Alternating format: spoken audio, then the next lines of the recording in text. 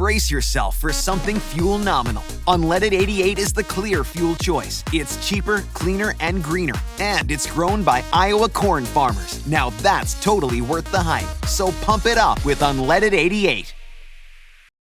For the ones who know safety isn't a catchphrase, it's a culture. And the ones who help make sure everyone makes it home safe.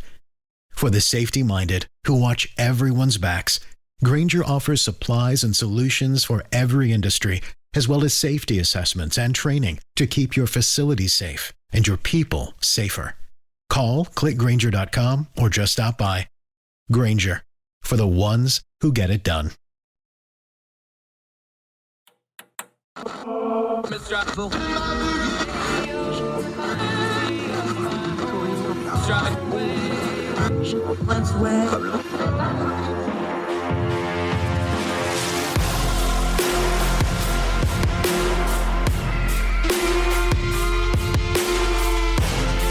With your host, Andrew Donaldson. This is Heard Tell.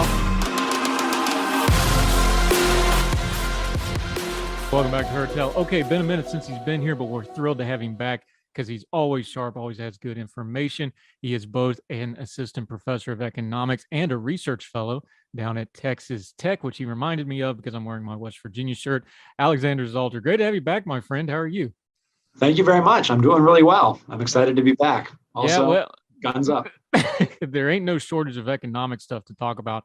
I want to start here, though, because we've talked to you about this before. And one of the reasons we love having you on is you explain it so even I can understand this stuff.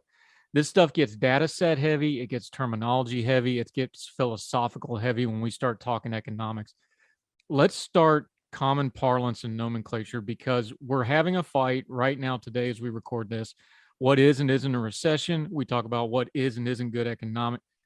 Do we have a language? I had a math teacher years ago said math is a language. Well, if math is a language, then I don't know what economics is, because that's a math-based discipline. Do we have a language problem discussing economics in America right now? We have several problems when discussing economics in America right now. The recession definition one's a little bit interesting since, of course, you could define it multiple different ways. There are several U.S. statutes that say, for the purposes of recording national income statistics, et cetera, we define a recession as 2 consecutive quarters of negative GDP growth. But just because that's a definition doesn't mean that that's the universally accepted definition. Economists sort of use that as a rule of thumb. But again, there's wiggle room in what we officially count as a recession. Right now is actually a really good example of why we need that wiggle room. If the GDP numbers for the second quarter in a row come in negative, we're going to be looking at a contracting economy at the same time that we don't really have any notable uptick in unemployment. The unemployment rate in the United States right now is 3.6%. That's incredibly low. It would be weird on the one hand to have a recession where you're having dropping output combined with what looks to be pretty strong labor market. So that's unusual. Do we call that a recession? Do we call that a sort of retrenching of production as we sort of undo these supply chain problems? Reasonable people can disagree. Is that part of what's going on here too, though, is we haven't had a lot of times where you have something. This has been blowing everybody's mind for about a year now. Low unemployment, but high inflation, kind of a touchy labor market, even though unemployment's low. This is just an unusual time. Is part of the problem. We're using the terminology we always use, and we use the terms we always use, and it just doesn't quite fit what's really happening here because it's not normal. In many ways, the terms that we all use separately do a good job of describing the individual phenomenon, right? We are experiencing inflation right now. Unemployment is low right now, et cetera. The problem is when you try and package it all together and try and use a single all-encompassing term or concept to describe everything. Recession doesn't very clearly, to me, describe what's going on right now, even if you have falling output, because again, we're used to seeing rising unemployment in a recession. So that's kind of weird. At the same time, the inflationary numbers being as high as they are, at the same time, you're seeing unemployment numbers being what they are. That's something that's a little bit historically strange. Now, part of the reason that we find this so weird is actually the fault of us economists. We owe the public an apology on that one. Economists in the public square have been saying for ages, look, there's this trade-off between inflation and unemployment. Usually when one is low, the other is high. When the other one's low, the first one's high. But it's just not true. There is no inherent trade-off between the rate of joblessness on the one hand and how fast the dollar is depreciating on the other hand. You can have low inflation and good employment numbers. There's no reason those two things can't go together. And in fact, the reason that one of those, inflation, has gotten unhinged, I would say, is more the result of bad policy decisions rather than something that's baked into the cake. Yeah, you were writing about this in American Institute for Economic Research, that very thing. And you noted here, and explain it to people, because words like inflation and recession are just scary to people. They scare folks. They don't like it, especially folks that are a little bit older that have been through a recession before, or been through a downturn before, or been through the '08 financial crisis. These things are scary, but you actually put it in this piece. There's actually nothing really special about 2% inflation. Kind of explain and unpack that for folks a little bit. Yeah, so the central bank, the Federal Reserve, has a self-adopted 2% average inflation target. Basically, what that means is they're shooting for an average inflation rate of 2% over a number of years. But there's really nothing special about that number 2%. It's kind of like a traffic light, right? Red means stop, green means go. Is there any reason it has to be the case? Not really, right? You could envision a traffic system where red means go and green means stop. But given that we've already coordinated around one system of traffic lights, there's no sense in throwing a wrench in those particular set of gears, right? That would just cause trouble. It's the same for inflation. What we're really looking for is a given rate of change for the purchasing power of the dollar around which to coordinate expectations. So as long as everybody expects the number that the Fed actually delivers, pretty much everything's hunky-dory. It could be 2%, it could be 4%, it could even be 0%. It could even be negative, right? Slight deflation is not a problem so long as everybody knows that it's coming. So we have to get away from this idea that there's this magic one rate inflation rate that we need policymakers to tinker with the economy until we hit it. In reality, markets are flexible, and as long as there's credible commitment to a given policy, we can figure things out by writing our contracts differently, adjusting the wage expectations we have when we go looking for jobs. There's a lot that we can do as long as we get credible, predictable policy. Yeah, Alexander Salter joining us, economist from Texas Tech, Young Voices contributor, superstar contributor. He's on the, you've moved up to the header, I noticed on the website, by the way. Congratulations. Our economist friend Jericho Hill talking about the Fed, since we're using traffic as an analogy, let's just beat that to death a little bit more. He said what the Fed's doing right now is kind of like a car. You're trying to not slam into the car in front of you while not getting rear-ended by the car behind you. And that's what they're doing with the interest rates. We've been doing that for a little while now. They keep raising interest rates. They're going to probably raise them some more. Where do you think we're at in that process, if that's the analogy we're using? Are we too close to the front? Are they getting us where we're going to get rear-ended? How do you think they're doing right now as we sit today? That's a great question. My perspective on this is actually kind of contrarian, in that I think that whatever the Fed is doing to its target for its key policy interest rate doesn't matter anywhere near as much as what they're doing to their balance sheet. We have this idea, because economists write about it and financial journalists write about it, that the Fed controls interest rates, but they don't. They have a target range for what they want one key policy interest rate to be, but the Fed doesn't have the power to arbitrarily set the federal funds rate, the rate at which banks loan each other money on an overnight basis, right? Interest rates, even short-term interest rates, are set in global capital markets. And even a very powerful central bank like the Fed is more following than leading those markets. Where I do think the Fed has more leeway is in the overall size of its balance sheet, just the total value of assets that they have on that side of their particular accounting ledger. Right now, the Federal Reserve is holding about $9 trillion in assets. For a comparison, before the financial crisis of 2008, the Fed's balance sheet was under $1 trillion. So over the past 10 plus years, we've seen a massive expansion in the importance of the central bank for creating money and allocating credit. And I would argue that that's not something that's economically sustainable or desirable. So if we want to figure out whether the Fed is serious about whipping inflation or not, I think that we should be talking less about what they're doing to their interest rate target and more about whether they're actually letting those assets to roll off their books and without actually replenishing them. We need that balance sheet to come down, or at minimum grow much more slowly than it has been in recent years. You wrote about it in your piece. We're linking to this in the show notes, by the way. Make sure you read this piece. It's an entirety at the American Institute for Economic Research. You talk a lot about the Fed's credibility. We talk about Congress's credibility. We're debating the Supreme Court's credibility. When it comes to the Fed, though, talking credibility, this isn't just, us in the commentariat talking about it. That has a lot of real world implications when you're talking about the Fed. Just for people that don't know, Why is the Fed's credibility so important when it comes to monetary policy? Absolutely. Fed credibility is incredibly important because ultimately good monetary policy is about delivering what people expect, right? There's no one right purchasing power of the dollar. The purchasing power of the dollar could fall within a big range. What matters is that everybody has a reasonable expectation of what that number is so that they can then go out and write their contracts in financial markets with that piece of data as a given, right? The dollar in some ways is like a yardstick. If you had the definition of a yard constantly changing, you wouldn't be able to measure anything. You need some fixed unit of measurement so you know how expensive or cheap goods and services are. And ultimately, we need Fed credibility to forecast what that future purchasing power of the dollar is going to be. The problem is that the Fed's rule that it's picked, it doesn't really seem committed to in practice. So again, August 2020, the Federal Reserve adopts an average 2% inflation target. What that means is they're not trying to create 2% inflation each year. They're trying to hit 2% inflation on average over a number of years. The reason that's a problem right now is because inflation is running way hotter than 2%.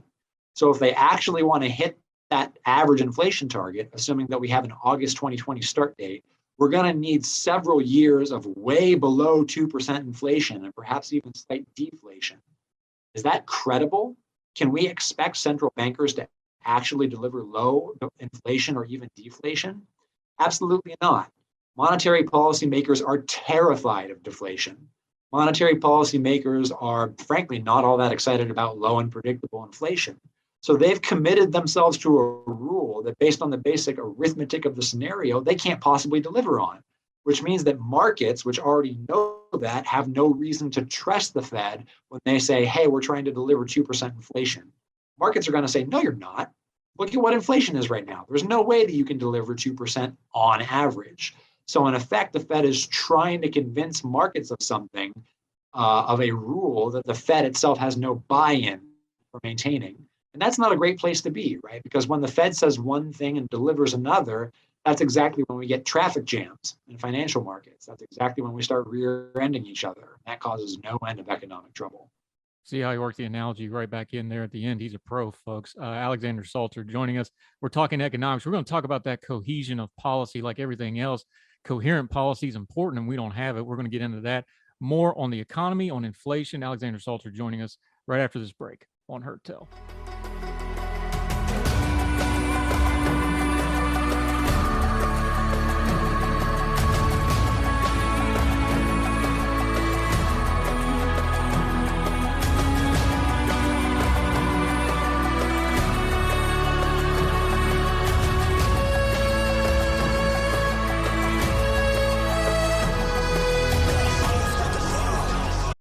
This is the story of the one. As a maintenance engineer, he hears things differently.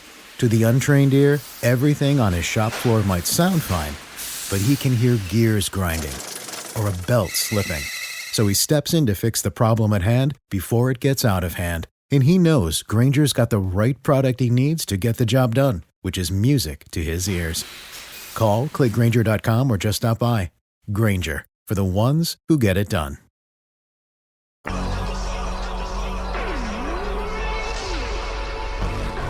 Back to Heard Tell. We're continuing to talk economics with our friend Alexander Salter. He is a professor and research fellow down at Texas Tech.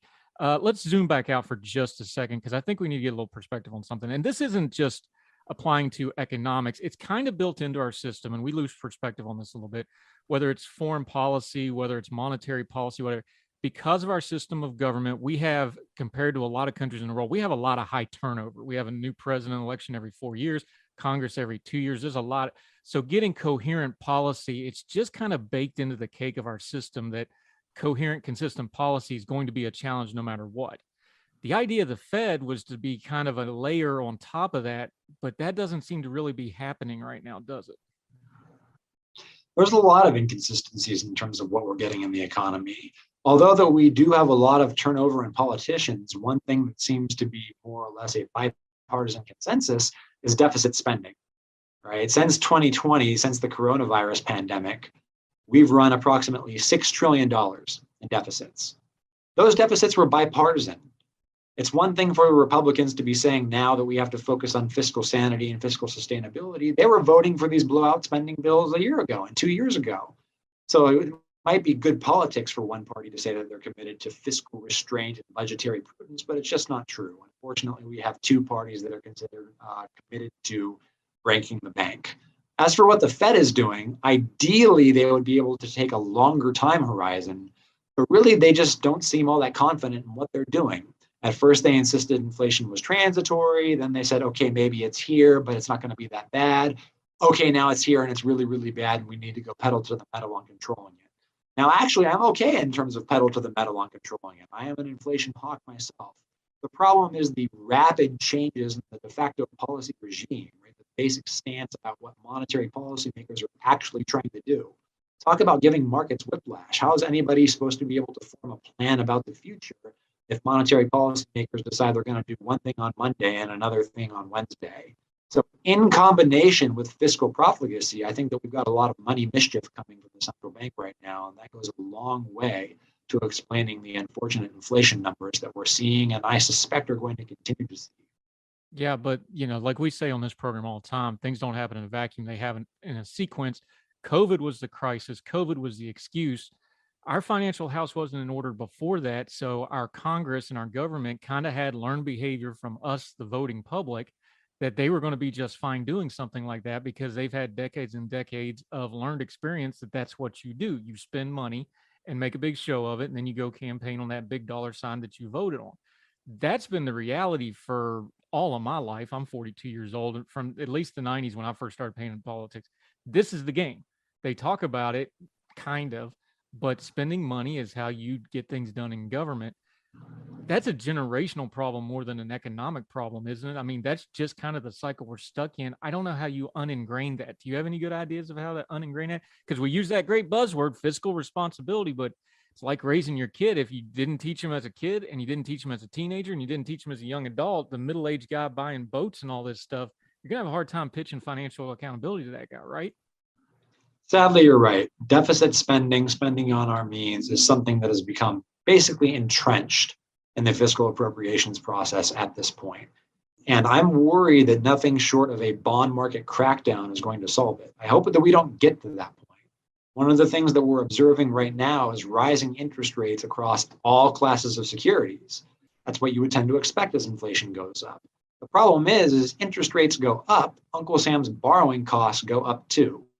And if trends continue in terms of the rate that Uncle Sam is paying on loans, that means a larger and larger share of the discretionary portion of the government budget is just going to be paying back interest on debt already incurred. That's going to make our political fights worse, not better. So I'm actually thinking that once we get a budgetary squeeze out of all this, that's going to increase partisan rancor. And that's something that I'm personally not looking forward to. Ultimately, we have to get big spending under control. And at the end of the day, Congress is going to do what gets people elected. So I think that you're also right that part of the problem here is with we the people. We also pretend that we care a lot about fiscal sustainability and budgetary prudence, and then we just vote for politicians who spend and spend without taxing. As long as we keep on doing that, politicians are going to keep on behaving the same. So until you get the actual voting public to realize this cannot continue and you are not going to like what happens if we have a sudden stop, until you convince a critical mass of voters of that, I'm frankly not sure how you fix the problem. Yeah, but when you studied economics coming up, you also studied the history of economics. Economics is just the study of people and money, really, when you break it down, even though it's a lot of math. You know this. I know this. Anybody that's honest knows about this. The public isn't going to do anything until it hurts, or they're scared it's going to hurt one or the other. And I just don't. I mean, I want to be optimistic about this, but I'm looking at the trajectories. I'm looking at some of the fiscal crises that are already baked into the cake, like Medicare spending, like entitlement spending, like the $6 trillion we just dumped on the economy the last 2-3 years. That was bipartisan, like you pointed out. Like, you're looking at this stuff, and I'm a lay person. You're the economist. You tell me. I'm just looking at this like, this is not a far-term problem now. This is near-term, next decade, next 5 to 15 years. This stuff is rolling closer and closer and closer. Do you see that as an economist as well? This isn't something in the 90s where they were talking about 2020, 2030.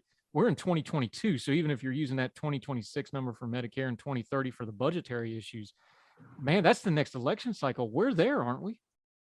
We're getting pretty close. Again, interest rates are going up. We're confronting the fact that we have lots and lots of unfunded liabilities that we have to pay for, that we currently can't pay for. You're right. The way that this gets really salient for the public is that something goes wrong and all of a sudden these budget constraints start to pinch and pinch hard. The ideal scenario would be to do something about it before then. And this is one of the nice things when you're a government as opposed to a household and a business. You don't actually have to get your fiscal house in order as quickly. We could actually start to get fiscal appropriations and deficit spending under control if we just grew the federal budget more slowly. We don't even have to make cuts. If the economy is growing at 3%, assuming that it starts growing at 3% per year, federal spending can grow at something less than 3%, and the debt to GDP ratio will come down on its own. On the one hand, you have the tax base growing, that's the economy. On the other hand, you have tax spending, right? Government spending growing. As long as this hand grows faster than this hand, you're on a fiscally sustainable trajectory. So I'm hopeful that we might be able to come to a consensus around at least that relatively minor behavior change, that relatively easy policy change before stuff starts to get really bad. There are think tanks doing important work about passing responsible budgets, especially at the state level. And a lot of those models might be able to help us at the federal level too. One example that I like is there are several states whose politicians have committed to not growing their budgets more than the combination of the sum of inflation and population growth, which basically means they're keeping government spending in inflation-adjusted dollars per person the same, basically a government spending freeze on a per capita basis. And so that might be the kind of thing that we need to implement just so we can catch our breath a little bit from these decades of deficit spending.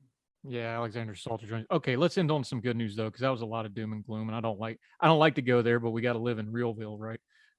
Give us some positives in the economy though, because there is one of the reasons this is so weird is, and I know there's a lot of people hurting, so I don't be flippant about this, but overall, if you looked at some of the economy isn't in all that bad a shape historically. Unemployment is low, spending is up, consumer spending's pretty steady. Give us some good news on the economy and some things to be looking for that are positive out there as well, because we don't want to just be all doom and gloom because it's not. One of the really interesting things, like you just said, is although there appears to be an economic slowdown, labor markets aren't hurting. It's unfortunate that inflation has reduced workers' wages somewhat, especially over the past year. But I'm hopeful that as long as we have continued strong labor markets, that's going to be able to put workers in a stronger bargaining position so they can get some of that purchasing power back. So in terms of what we're going to actually get, whether the Fed manages to give us a soft landing, whether we're going to fall into a recession, however we define it, I'm keeping my eye on labor force participation. I'm keeping my eye on unemployment. I'm keeping my eyes on all these indicators of labor market health. And right now, those look pretty good. And as long as those numbers hold up, I'm going to be comparatively optimistic about the short-term economic pain. Maybe this particular slowdown isn't going to hurt so much. And that's going to give us a little bit of wiggle room to also tackle the problems that we know we have to confront. Exhibit A, of course, is inflation. That number's got to come down. Yeah. Okay. So the $2 trillion questions right now. We know the recession, that's not a recession, that we're not, to quote my buddy Seth Mandel, he said recession is only recession if it comes from the recession region of France, and otherwise it's just, sparkling misery. But is this the worst of it? Have we peaked out? Is inflation going to come down? Is this going to be the bad one and then we start coasting down, or do we have some more bad to come yet? If you force me to make a prediction, which I'm legendarily bad at, like many economists, so I'm in good company there. If you force me to make a prediction, I'm going to say that we're going to have lackluster economic output for a couple of quarters. We're going to see unemployment go up, but not to worrying levels. And the inflation rate is going to peak in the next couple of months and start gradually coming down. I don't think that we're going to get down to 2% anytime soon. I would be shocked if we came down to 3% by the end of next year. But it is possible to make committed policy changes to start getting control over some of these variables. The central bank can control inflation without throwing a wrench in the economy's gears. It's just a matter of paying attention to that balance sheet and making sure that they shrink it responsibly. I'm also hopeful that political pressure coming up to the midterms forces the Biden administration to maybe ease off on some of its more stringent anti-business restrictions that they have adopted since 2020. We might be able to anticipate something like the remarkable pivot that Bill Clinton engaged in after Republicans in Congress gave him a whipping in 1996. So if something like that happens, we might actually be able to get some bipartisan compromises on specific regulatory issues that ease business restrictions, make it easier to produce. And remember, when it gets easier to produce, it also gets easier to work and purchase and consume. And all of those things would sort of blunt the force of whatever headwinds are against us in the economy. Yeah, but you'd have to have you have to have politicians that are astute politically, like Clinton, to look at that money train after that beat and go, there's still time for me to jump on that and get credit for all this stuff that Congress is doing. I remember that 98 was my first election, so I remember those times well. Responsible Shrinkage, by the way, would be an excellent name for a book. You might want to look into that, might copyright that. He's Alexander Salter. He is a professor down at Texas Tech, brings great information. He also has a book out, Money and the Rule of Law. Go check that out. We'll link all that. Until we get you back on, my friend, it won't be as long as last time, I promise. Let folks know where they can follow you and what you've got going on until we see you again on Heard Tell. Sure. Right now, the best place to stay in touch with me is through the writings at my website. My website is www.awsalter.com.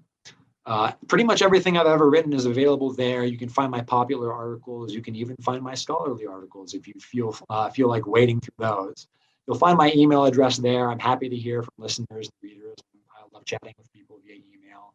I don't have Twitter anymore, so you won't be able to find me on the Bird site. Don't worry, Young Voices has got it too. We'll put a link to their Twitter, which they will be putting this out. He's a prolific writer. He really is. He has stuff all over the place. Go look his stuff up. We love having you on, my friend. Great talking again. We may even talk during football season. We'll see how it goes. Might have to, put the friendship on hold. Appreciate your time, sir. Thank you so very much. Thank you, Andrew. It was great. Yes, sir. Thank you.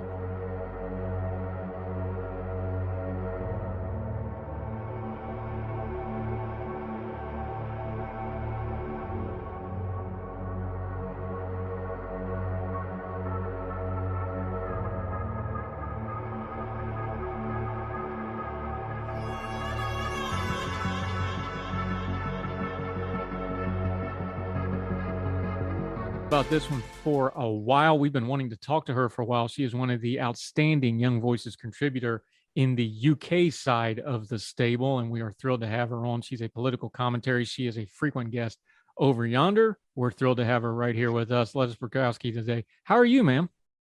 Hi, I'm wonderful. Thank you so much for having me on. Ramovsky. I said it wrong, but they're used. Yeah, don't worry. I got the lettuce right and the Bermosky wrong, but we're so thrilled to have you. We're going to kind of deep dive this prime minister race a little bit. We've been covering it as it's developed, but I think it's important to get the overall picture here. So before we zoom into what's actually happening, just big picture wise, how did we get here?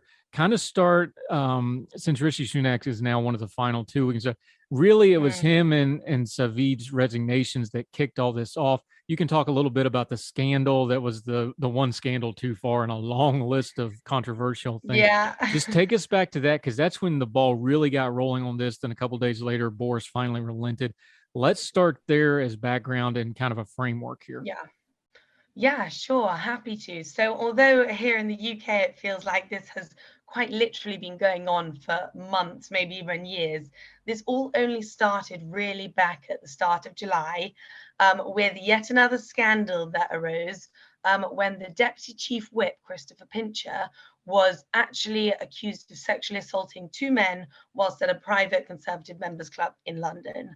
Boris did sort of what Boris does best, and he came out, defended this man, which mainly we've put down to because Mr. Pincher was a devout Boris loyalist from back in January when Boris was facing off another rebellion. So Boris comes out, he defends him, saying sort of, I didn't know anything about Mr. Pincher's kind of wandering hands.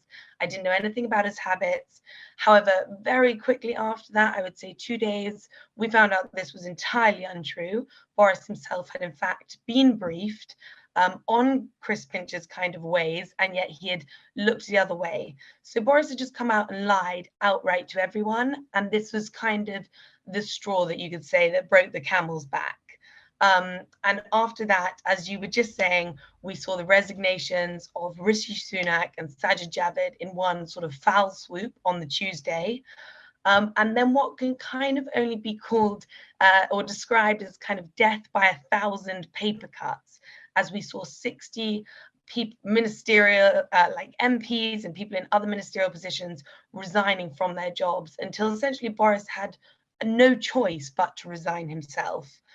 Although he did this in a very Boris fashion, his resignation speech, which finally happened on the Thursday, he never apologized for anything that had happened. There was no sort of contrition there. But more than that, he never actually said the word resign in his so-called resignation speech. And so this was sort of what kick-started where we are now with our leadership campaign. Yeah, and to be clear, because we're dealing with a parliamentary system, which the American audience and some of the worldwide audience may not be familiar with, the party is still in power. So whoever leads the party will de facto become the prime minister. Y'all had because of the way the system's set up, because of things that happened prior, nobody really wants to have another general election for a while if they can help it. Although I'm sure Labor would love to have one tomorrow if they could do it. This is going to go for a little while. Just talk about the system of governments here, because it seems weird maybe to the American audience. Is like, what do you mean they're picking the prime minister? Well, because the party's still in power. Boris said it ad nauseum the last couple of weeks. He brought in this massive 80-some seat majority to parliament. So the party's still in power, and the leader of the party is going to become prime minister. Just kind of break that down for us. Yeah, so as you say, when a prime minister resigns here in the UK, it doesn't mean that the party is forced to have a general election. In fact, almost the opposite. The party stays the same. The government, stays the same. And as you said, Boris won this incredible 2019 mandate. He won many of the red wall seats, which red wall seats in the UK are essentially what have been Labour stronghold seats for a very long time. Yeah, like our swing voter districts in America. Yeah. Okay. Exactly. And so now the party will stay in power, but that also has a few downsides, as it means that right now we have an almost zombie type government, as well, now just Rishi and Liz are battling it out over the next month to win leadership, which will take place on the 5th of September. And then they will be leader. But until that moment, Boris is remaining in his position as a sort of caretaker, as it's been described. With a sort of zombie government where the focus isn't really on the necessary things that it should be, perhaps. We've got a huge cost of living crisis. We've got Ukraine going on. But in terms of the leadership contest itself, exactly, the first few rounds that we've just had, which saw, I believe, 5 or maybe 4 other candidates eliminated, the only people who can vote in that are the MPs themselves. So it's a very small collection. And now as we move to this final round, voting is being opened up to a wider Conservative Party membership, which here in the UK is around between it's unknown the exact numbers, but about 160,000 people to 200,000 people. And it's a very small percentage of the actual electorate, about 0.5% of the entire UK electorate. So there's not many people who will actually be voting for the next prime minister. But once they become prime minister, they will just take up the helm where Boris left and continue for the next, year and a half, 2 years, until we have to have a general election. Yeah, Lettuce Romansky joining us. Let's just start right there as we dig into this contest, though, because the way they do it, like you said, this is just the MPs voting. You had to have 20 MPs to be nominated. There's a lot of, backroom dealings and relationships and networks and these sorts of things. The narrative has been, okay, well, the MPs are going to have their favorites. Rishi basically went wire to wire for all. He was the favorite going in. He's the top vote getter on the other side of it. The narrative, though, is the MPs have their favorite. But when this goes to the wider party, a lot of people are saying that Liz or whoever was going to oppose him, it would probably invert and they would probably be the favorite again. Is that noise, or do you see evidence that that's the case? No, we are seeing exactly evidence of that. And I think it's actually a really, really interesting differential between the different views that we're seeing here between MPs and the actual Conservative membership vote. So when Liz and Rishi went head-to-head in this final vote, Liz got 113 MPs to support her, and Rishi got 137 MPs to support him. So Rishi was very clearly the front runner, and Liz would have a bit of building up that she had to do. However, in polls that have been taken yesterday within the wider Conservative membership, Liz has an immediate 62% lead on Rishi for favourite to be the leader. And that's a huge swing that we've seen. And we're not entirely sure what this is about, but one of the strangest things that we've seen, well, one of the strangest things I think that we've seen come out of this is this Boris ballot, where people seem rather angry that Boris has been ousted. And essentially they want him to come back. And around 6,000 Conservative membership voters have signed a petition saying that they want Boris back on the ballot. And I'm not really sure how far ahead this is, but I think there's Liz, where she didn't resign from Boris's government, whereas Rishi, he did resign, and it was all rather a spectacle. And a day later, after his resignation, he came out with a video which showed he'd clearly been planning this for weeks, if not months ahead, which I don't think has gone down very well with the membership itself. A video that, by the way, in English press got labeled as American styled for whatever reason. I found that kind of interesting. It was very American. Well, we'll get into his background in a minute. Hold that thought, because he's got some American tendencies, and for good reason. He went to school here. We'll get into that in a minute. We'll continue our conversation with our friend Lettuce from over in the UK. Her tale continues right after that.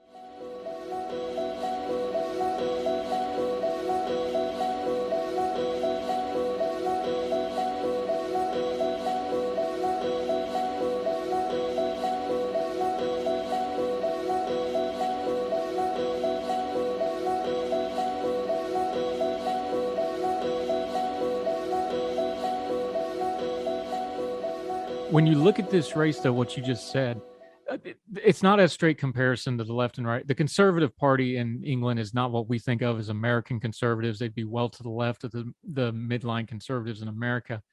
However, is it more accurate at this point to just call Boris Johnson a populist, especially when you see a poll number like that seems to be kind of divorced from the politics of the moment, and you just kind of get a visceral reaction like that? Is it not just accurate to just kind of call him a populist at this point?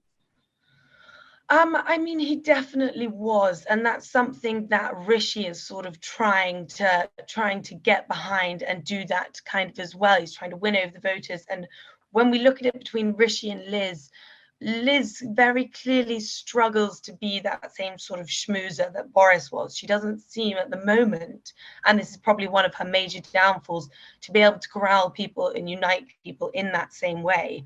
Whereas Rishi is very natural in front of a camera. He sort of thrives much more. And so he'll sort of be waiting for that in terms of the Conservative Party members. He'll be waiting for that big major moment. But Rishi, one of the main, although, as you say, they are both Conservative Party members, and they do align on a lot of values. You know, they're both free marketeers and they support that. They're both supporting the immigration plan that we have at the moment for Rwanda, where it will see that any illegal immigrants crossing the channel will be able to be processed in Rwanda rather than here in the UK. And obviously they both support Ukraine. Liz wants to actually increase defense spending to 3%. But as you were saying, characteristically, they're very different. And what we're seeing now is one of the main, and actually I think the linchpin of the next few weeks, is all around taxes. Rishi wants to continue with the tax hikes he has in plan, so increasing corporation tax from 19% to 25%, continuing with the rise in national insurance, whereas Liz wants to cut taxes immediately, cut taxes to around 30 billion in tax cuts. And that's where we're seeing the real divisiveness in the leadership right now. That's potentially where Rishi is losing a lot of like grassroots conservatives, whereas Liz is gaining them and winning them back a lot. But that's the main divisive thing we're seeing at the moment. Is the cost of living crisis, and you can put taxes and inflation and food and fuel, all that falls under cost of living in the parlance that the media is using over there. That's the issue, right? Everything else is slotted somewhere under that. Even within the Conservative Party, though, there seems to be a little bit of disagreement how to actually attack this. Yes. Yeah, definitely. And there are many MPs and members of the Conservative Party who do support Rishi's plan to basically hold off, save the economy first and cut taxes later, sorry.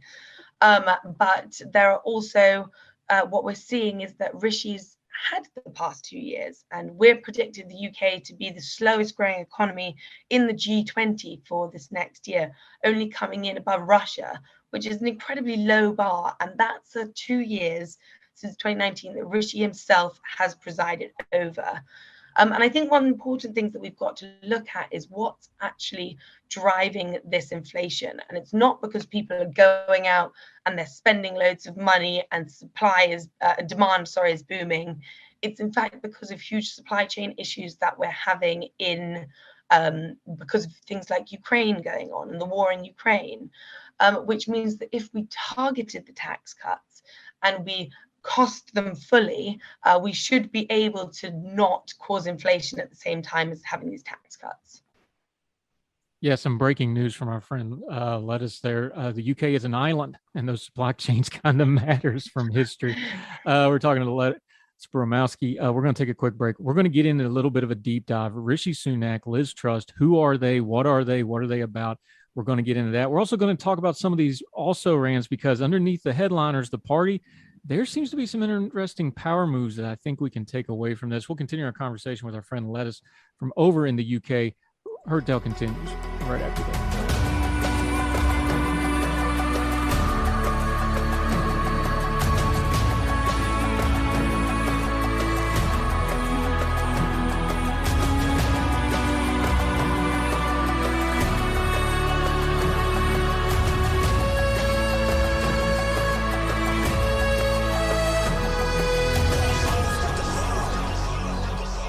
Welcome back to Heard Tell. We're overseas with our UK friends, Lettuce Sporomowski from Young Voices. She is a seasoned political commentator over there. Just go look at her Young Voices page. She's all over the place over there. It's amazing. Okay, let's talk about these top two candidates. They're both MPs. They're both well established. Let's start with Rishi Sunak. He went wire to wire in the MP portion of this race. He was the favorite. He held the votes all the way through. He's a young guy. I believe he's 42 years old. Good looking guy. He comes from Punjabi Hindu family, which of course is a big subset culturally in the UK. That'll be something folks want to talk about. Educated, Oxford, of course, went to Stanford on a Fulbright scholarship. So he has some American tendencies. He's wealthy. He's ambitious. He's obviously political, but who is Rishi Sunak? God, I mean, well, you covered him off pretty well there. He has for the last 2 years been the Chancellor of the Exchequer here. So he's been largely in charge of the economy. And to give him his dues, he's had to manage it during a particularly difficult time, you could say, as we've been going through COVID. And he has done that, well, to some extent. Some people obviously criticized him for it, but he did well. He supported the economy. He sent people on furlough during those 2 years. He did things like the Eat Out to Help Out scheme, essentially trying to support small businesses through these incredibly tough times. But what we're seeing now is a sort of shift in that dynamic, where I feel as we exited the COVID pandemic, some will say it's not quite over yet, but I would say, for me, in my mind, at the start of this year, life very much began to get back to normal. We were going out, eating out. We were going back into work, going back into the office. Life was just kind of opening back up. And I think that he potentially missed an opportunity there to go back to real conservative values, perhaps. And instead, in April, when we had our financial budget released, he chose to increase national insurance taxes, and he said he would next year be increasing corporation tax. For me, I think this was a bad move, particularly corporation tax, as we're at a time when we want businesses to kind of be flocking to the UK to sort of have our post-Brexit, post-COVID boom. And that's where I think he's slightly lost a beat on this. But as you say, he is an incredibly intelligent man. He's very well educated in economics. He's got himself into a little bit of a few scandals. I was interested in how you were picking up on his Americanisms there.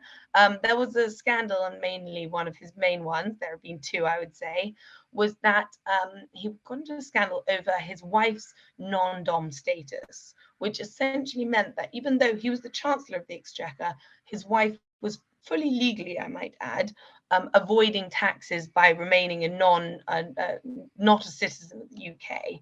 And so he got in quite a lot of hot water about that. He also has a green card, which when this came out, people were very unhappy about this, mainly because it felt almost like at any moment he would just leave the UK to become an American citizen and instead kind of turn his back on us. And it was very fraught at the time.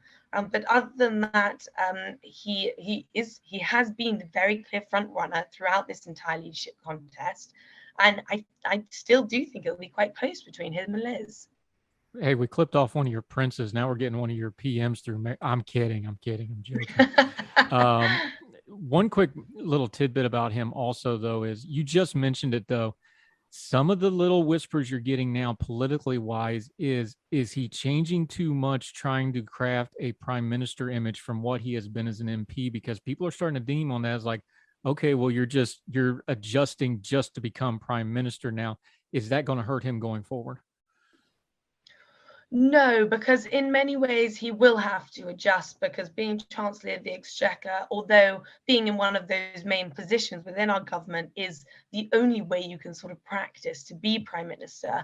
And I think that's why a few of the other candidates fell off a little early, is because you do need that experience. Being Prime Minister of this country is a different job, though, and he will have to fashion himself in a sort of new light and in a new way, as that'll just be shifting into a new role.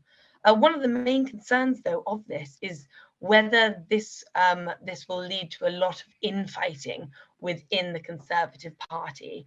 It got to the point, we have a few televised debates here between the leadership candidates as they go.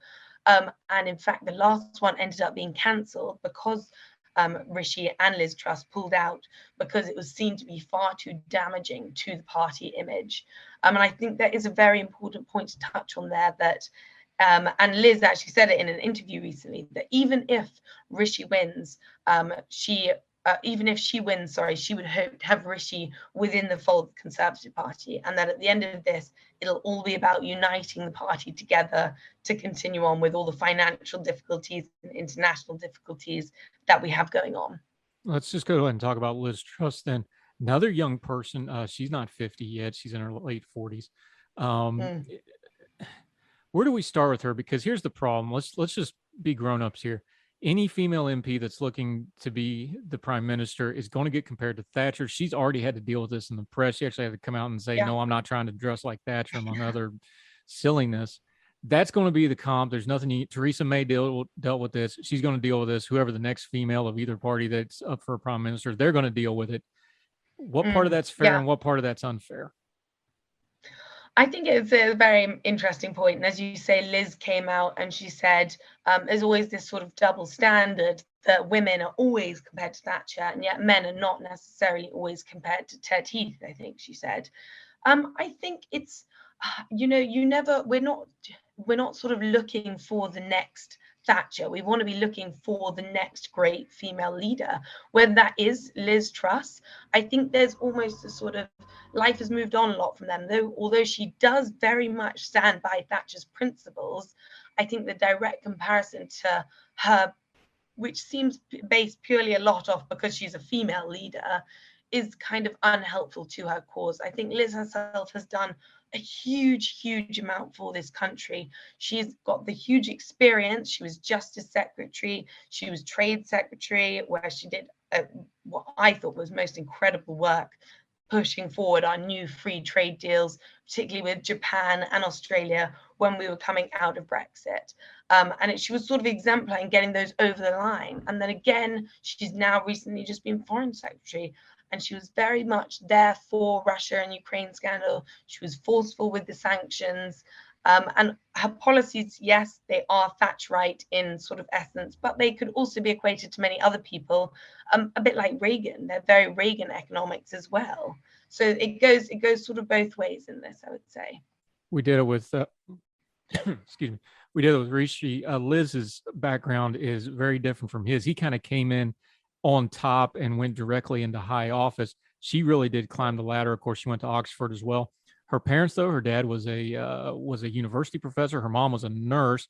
That's important if you're going to hold, healthcare things with the NHS issues, things like that. She's really climbed the ladder, even though she's still relatively young. You can just go look at her CV. Like, she has held over a dozen different posts in government of various kinds. She's climbed the ladder. She's checked all the boxes. She's a career politician. I don't even mean that as a bad way. She's done all the work. Does that compare and contrast between her and Rishi matter in this race at all? Is there an experience over kind of the flashy new guy that came in and went not straight to the exeter, but pretty much for all practical purposes compared to what she did? Is that a part of this race too? I would say that one of the main parts of this where that will be an effect is that, like you said, Rishi is a very high profile sort of politician. He and Boris he's been in the news sort of every week, every day, sort of the front pages since he became in as chancellor. But the only good thing that means for Liz Truss is that if Conservative Party members have made up their mind about him, it's unlikely that over the next month he'll be able to change that, because he's been so public over these past few years. He's been entirely known. Whereas Liz Truss, she may not have been as public and she may not be as natural in front of a camera, but that plays to the other side of that. We've had Boris, who has been this great schmoozer, who has been basically very loose with his morals over the past 2 years, and that has played down to his other MPs. And I think that could in fact play in her favor, that she hasn't been caught up in Partygate the same as everyone else. And she has sort of kept her head down, and she's just can say that she has been working for the country and going forward. When her team was deflecting the Margaret Thatcher comparisons, they brought up Ronald Reagan as well. Of course, those two are kind of linked in a lot of different ways. But they brought up a name as somebody that she did try to list as an influence, Nigel Lawson. For the American audience and for the international audience who doesn't know who Nigel Lawson is, why would she bring that up as, well, no, I'm not really trying to be Thatcher. I'm trying to be more like this person. That seems like an interesting name drop. Explain that for folks. So Nigel Lawson was a sort of big proponent of Thatcher's policies of Thatcher's policies in economics. Things like privatizing several key industries. But one of the main things that he did was he saw the deregulation of the financial markets sort of halfway through her term, which essentially saw a huge boom within London financially, allowing it to grow very massively. It's referred to often as the Big Bang. And I think in some ways, this is what we're hoping to see Liz Truss do if she gets in. So if she'll be able to do things like deregulate. Right now, we've got ourselves into a horrible sort of cycle of borrow, spend, and then tax. And this is just going on. And we need to stop that in its tracks. And if we can deregulate, so do much more small state, low taxes, so that we can see this bigger growth, we will be able to see hopefully this sort of similar boom that was seen in the 1980s. Yeah. Lettuce Bromowski joining us. We're going to take one more quick break. Those are the two leaders. What about everybody else that ran? Because that's still the Conservative Party. Is the next leader after whoever wins this race in that group somewhere? Talk about the future of the Conservative Party. The also rans, what that tells us about the state of the party. More with our friend Les over in the UK right after this as Heard Tell continues.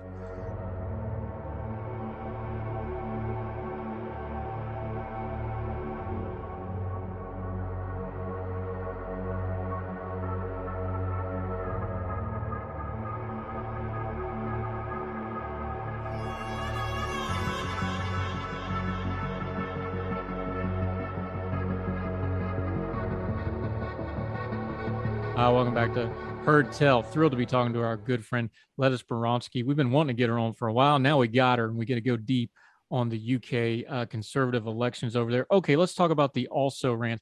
I think the one that surprised everybody about this race was the strength of Penny Mordaunt. Obviously, again, we're all adults here. We know these things don't happen overnight. She's obviously done a lot of groundwork within the MPs of the party to get that much support. She planned this out. Do you think this is her rising in importance, or was this a one-off? How do we kind of view her? She came in third, came in a close third, really. Where do we view her going forward? Do you think she's a power player now, or is this a one-off thing? She's definitely a power player now. She's proved that she can corral people, get MPs on side, win that support. And she did incredibly well to get where she's come from. She was put in for a very brief time as defense secretary by Boris before she was demoted once again and replaced in the reshuffle. But she did, considering that's sort of been her biggest exposure. Other than that, she's mainly been just a trade minister, so nothing particularly high level. She's done incredibly well to showcase the side of herself that says, I can get things done. She's got a very extensive background in the military. She was in the Navy for a long time. I have no doubt that she will be back again when there's a next leadership election, if there comes. And I also have no doubt that she will now hold a much higher position within the cabinet.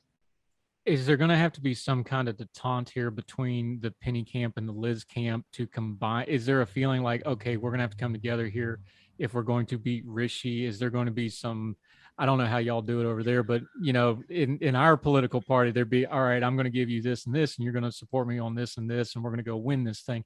Is there some of that going on now? Throughout the whole leadership, whenever a candidate went out, they had a sort of set number of voters behind them, essentially. And it's always interesting to see. So Penny herself, in the last election where she got kicked out, got 105 voters. And we remember Liz only got 113. So it really, really was very close. It will be interesting to see who Penny now backs. Obviously, all MPs have their own mind and they'll make up their own mind about who they want to go to. So a lot of it will be down to Liz, Truss and Rishi to do the legwork to try and win over each of Penny's followers. But if Penny decides to back Liz or Penny decides to back Rishi, that will definitely have an impact on where those people who were supporting Penny will go. While we're talking about the female candidates here, there were two other ones. This was a diverse field. It was 4 and 4. Suella Braverman and Kimi Bandanock. Kimi really opened a lot of people's eyes because a lot of people just didn't have any idea who she was. They'd probably never heard her speak. They probably hadn't seen her. They couldn't put a face to the name. She wasn't particularly noted before this. I think a lot of people paid attention to her now, good, bad, and indifferent. And of course, Suella Braverman, she was one of those that called for resignation. She's a serving attorney general. Just break down those two women for us real quick. Yeah, definitely. So first of all, Suella Braverman, she was, like you say, excuse me, and as I say, rather unheard of, particularly if you're not into politics massively, or if you aren't reading up about who the Attorney General is at the time, which most people wouldn't be. But she came out and she came out swinging. What she is known for very much is she allowed changes to the Northern Ireland Protocol, which is a very big, rather complicated thing that's going on here in the UK about the border between the UK once they left Brexit and the Republic of Ireland. So it would be Northern Ireland, the Republic of Ireland, whether it be a hard border there, a soft border. And very recently, the main things that she's done is she pushed it through to say that we would not be breaking international law if we changed this Northern Ireland Protocol. And that was very, very popular within the Conservative Party. And I think that definitely gave her a bit of a push forward. And then as we move on to Kemi's done incredibly well. I think all the women actually in this Conservative leadership have done so well. And hopefully it will show a lot more of a female, many more female MPs higher up, really. But Kemi, she's very hard on woke, which is very popular with our the Conservative Party members as well as the MPs. And she's sort of not afraid to say what she thinks on that. She's also very much a sort of true root blue conservative, if that makes sense. So she's very much on less taxes and small state and all of that. But she spoke her mind and she spoke it very well. And I think we can definitely expect to be seeing them again in much more seen and notable positions. And I expect they will try again to be leaders someday. Yeah, interesting diversity in the conservative leadership test. One quick name before we put a bow on this thing. Tom Tugendhat. People really didn't know who he was. I know he first came to mind Yeah. when he gave that speech in the House of Commons, and something I never thought I'd live to see the United States being denounced in the House of Commons, but there I was sitting watching it live, not for no good reason, I must admit.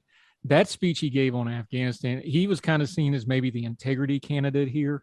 In a lot of Mm, ways. He wasn't going to win, but I think a lot of people felt very comfortable with him, see him as a good man. What's his yeah. future in the party? He's pretty secure as an MP. Does he go for a ministry post? Is he content on a backbench? What do you think he does from here? Because he's got a lot of public support and respect in the chamber. Does he really want to get into the dirty end of politics, or do you think he just kind of maintains? Well, I imagine that all MPs somewhere in their political career will be aspiring to be in one of those top senior positions. So I imagine he definitely will be going for it. As you say, he's sort of, well, in my mind anyway, at least he'd never really had a chance to be leader, but was more trying to showcase himself for what he had to offer and his advantages. His background is almost entirely only in defense and in military, which made him sort of limited and definitely not a prime minister position. But it gave him the opportunity to say that I'm here, I'm willing to sort of fight, I'm willing to showcase, particularly things going on in Ukraine, things that happened in Afghanistan, and that will put him front of mind perhaps when it comes to choosing who will be in the next cabinet and who will hold those top positions, which I think is the main thing that he really wanted to get out of this. Yeah, I think so too. And that speech, if anybody, we covered it when he did it. I think we carried it. Go back and watch it. It's really an exceptional piece of oration in a chamber Mm. that's rather famous for really good oration down through the years. That'll hold up against anybody's.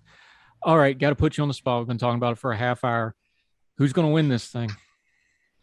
I mean, my vote is definitely with Liz Truss. I'm a sort of libertarian values through and through. So tax cuts for me is the important thing. I think we've got to be big. We've got to be bold. We don't just want to keep going in this horrible cycle of borrow, spend tax. So Liz Truss is the one for me. Having said that, put your analysis hat back on. Now you got to go back to being impartial, though. Again, we opened up with it. Let's close with it. The narrative is Rishi was more popular with the MPs. Liz is going to be more popular when it goes to the wider party. I think it's 170,000 some odd will be voting on this. Mm-hmm. If how does he change? Because look, he's very smart. He's got a team. They plan for this. They hear all that. They've probably seen that polling data by now. What's their plan to move that number over the next 6 weeks? I think that they will have to really, what the main plan is how they're going to enact all the things that they want to enact. So one thing we do here is they're basically going to be touring the UK, going around and having these things called hustings, which are with Conservative Party members, where they'll be able to debate their policies and basically answer any questions from the audience that they may have. That will be so important as to whether Rishi, although he's not being true conservative right now, perhaps will be able to showcase why his may be the best route forward. And hopefully there won't be too many blue on blue attacks that we're seeing. And hopefully it will just go off the policies and what you believe. But I guess we'll have to wait and see how these next few weeks pan out. All right, this is an unfair question, but it's a real world question, so I have to ask it. Which one has hurt the Conservative Party more lately as far as the future goes? Is it the Boris Johnson stuff, or is it the infighting that has come through this process? It's probably not separable because the one led to the other. But which one of those do you think is the bigger issue going forward? I think that ultimately Boris's time was done. 6 out of 10 of the membership thought that he should resign. And to be honest, I thought at that point that it was his time to go. It was damaging, I think, more than just the party when it was Boris's scandals. It was damaging our democracy and our whole government. It was sort of bringing it down with these sort of petty, immoral scandals. Now there is infighting, but if they can continue to showcase that they will unite at the end, and at the end of the day, conservative is conservative, they will support each other, back each other, and we don't get too many sort of allegations or smear campaigns, then we'll be fine. I mean, we want good debate between these leaders. We just don't want personal attacks. Yeah. Lettuce Bromovsky, she is fantastic. We're going to have you back in a couple of weeks as we get towards the end of this. We'll recap this again. We're not going to wait 2 years again. Would love I promise that. you. Yeah, I would love that. We'll get you in the regular rotation. Until we see you again on Heard Tell, though, let folks know where they can follow you and keep track of you and keep up with what you're doing. Yes, please. You can go follow me on Twitter at Bromowski, which is Bromovsky. But that's my main place. And obviously on Young Voices. Yep, it's right there. If you're watching on the YouTube or the Big Talker Our Radio Partners Facebook feed, it's right there in the lower corner graphic. Make sure you're following her. Outstanding stuff. Looking forward to doing it again. Going to be an interesting, hot couple of weeks, not just because of the record-setting weather y'all got going on over there. Lettuce Bromovsky, thank you so much, ma'am. It was a pleasure. Thank you. Yes, ma'am.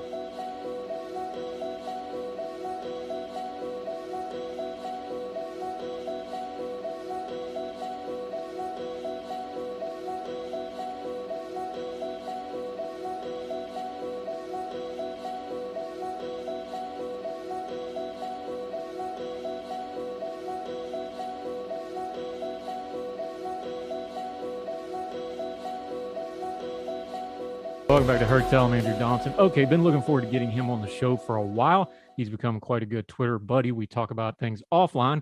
We're going to do it on main today, as those kids say. Peter Pischke, he's a Young Voices contributor, freelance journalist, a long list of credits as far as his writing goes. You can find him all over the place. We're going to talk about a couple of his pieces. As always, they will be linked in the show notes. Peter, how are you, my friend? Good to see you. Great to be here. Howdy, everyone. Glad to have you in. We want to start big picture because we're going to talk about two parts of media that, and I'm guilty about this too, because I'm a little bit older and I still grew up on the tail end of no internet, early internet in the 90s. We tend to look at these two mediums as somewhat niche or as just social media or message boards, but they're way bigger than that. And we want to get into them with two pieces you wrote today, Reddit and YouTube. Let's start with YouTube because I don't think people maybe realize YouTube is actually, when you step back and look for it, I know it's all user-based. This is really one of the biggest media platforms in the world right now. Oh, easily. YouTube is, for all intents and purposes, the largest open video platform on the net. Arguably, you could say Baidu over there in China is bigger, but I don't know if I trust those numbers. But yeah, it's huge. And to give it a little bit of perspective, you know, when you think about a news site, if you look at like the traffic for a site like Salon, a fairly popular left-wing kind of blog website, they track their views, the number of clicks they get in the millions. And so they say, oh, we had a 5 million a week, or we had a 30 million a month. Well, for many YouTubers who are considered just mid-level YouTubers, say the gaming YouTuber, the quartering, he sometimes gets that every 2 weeks. And that, look at even the huge ones like PewDiePie. I mean, they're getting that sometimes per video. So YouTube in so many ways really is the dominant way people communicate and digest information, not just like real news, but, all kinds of fun topics. Yeah, we got some data here. Pew found out almost a quarter of people that use YouTube say they get their primary source of news, not networks, not websites. Their primary source of news is YouTube. Now, all major news outlets have YouTube pages now. We clip them often. We use them all the time. These House hearings, for example, that's all streamed on YouTube now. This is a culture shift that we've seen it in real time, but I don't think we've fully vested, and you've talked about it in some of your writing, I don't think we've fully vested what this changed in how people access and interpret information, though, have we? No. I think this is something that both people in conservative media and mainstream media, for the most part, don't quite understand yet. Because the people that become journalists, they come from a point of view and a certain background where they don't really connect with the more popular underculture. So people like, even though I disagree with their reporting often, like Taylor Lorenz, to people like Ben Shapiro, there are those that understand that really we are living in a new media ecosystem. And it's just most of news media has yet to catch up. We got data on this too. Peter's joining us on Heard Tell. And here's why that works. And I'm going to try to walk through this from a numbers point of view, and then we'll talk about the cultural aspect. But what you just said, somebody like Taylor Lorenz, who's, they've already got a massive platform, was at the New York Times, now at the Washington Post, big time, big J journalist places. Here's why this works this way. 62% of all internet users go on YouTube daily. That's an astonishing number, but here's the one that makes that number more important. The visitors that come onto YouTube, 99% of YouTube users are also on other social media platforms. You got into this with your Reddit article, you got into this with your YouTube article. The thing about YouTube is, and look, this show's on a YouTube channel. My radio station partner, they're on a YouTube channel. You've got a Substack, which links to YouTube. YouTube has really become the hub for media, and it goes everywhere else. That's the part of that people don't really think about is 99% of YouTubers, they're either getting there through social media or going somewhere else through social media again. No, it's a reinforcing ecosystem that is pretty powerful. It doesn't really necessarily need the more traditional places like news outlets. It's like this whole different universe. And what's so interesting is it's this universe that's much bigger than the traditional media universe, but that's not how people like to think of it. Now, part of what you were writing about when you got into Actman and some of this other thing is we are trying to apply traditional rules to this new media. Copyright rules. Everybody knows that our YouTube users, even somebody like me that doesn't fully understand it, even though I've got my channel on there, I got bit by it. I had a clip grabbed because they didn't like something I said, and I appealed. And I'm like, I didn't even say what you said I said, and it's an algorithm. There's nothing you can do about it. Yep. Part of the problem with this platform, I know we talk about biases, people talk about bannings and all this. Part of it is, though, we're just applying old rules to a new medium, and we're still kind of in the early, even though we've had YouTube for 10, 12 years now, we're still in this infancy of trying to figure out what the rules for this thing ought to be. And the old rules don't really apply real nice and neat, do they?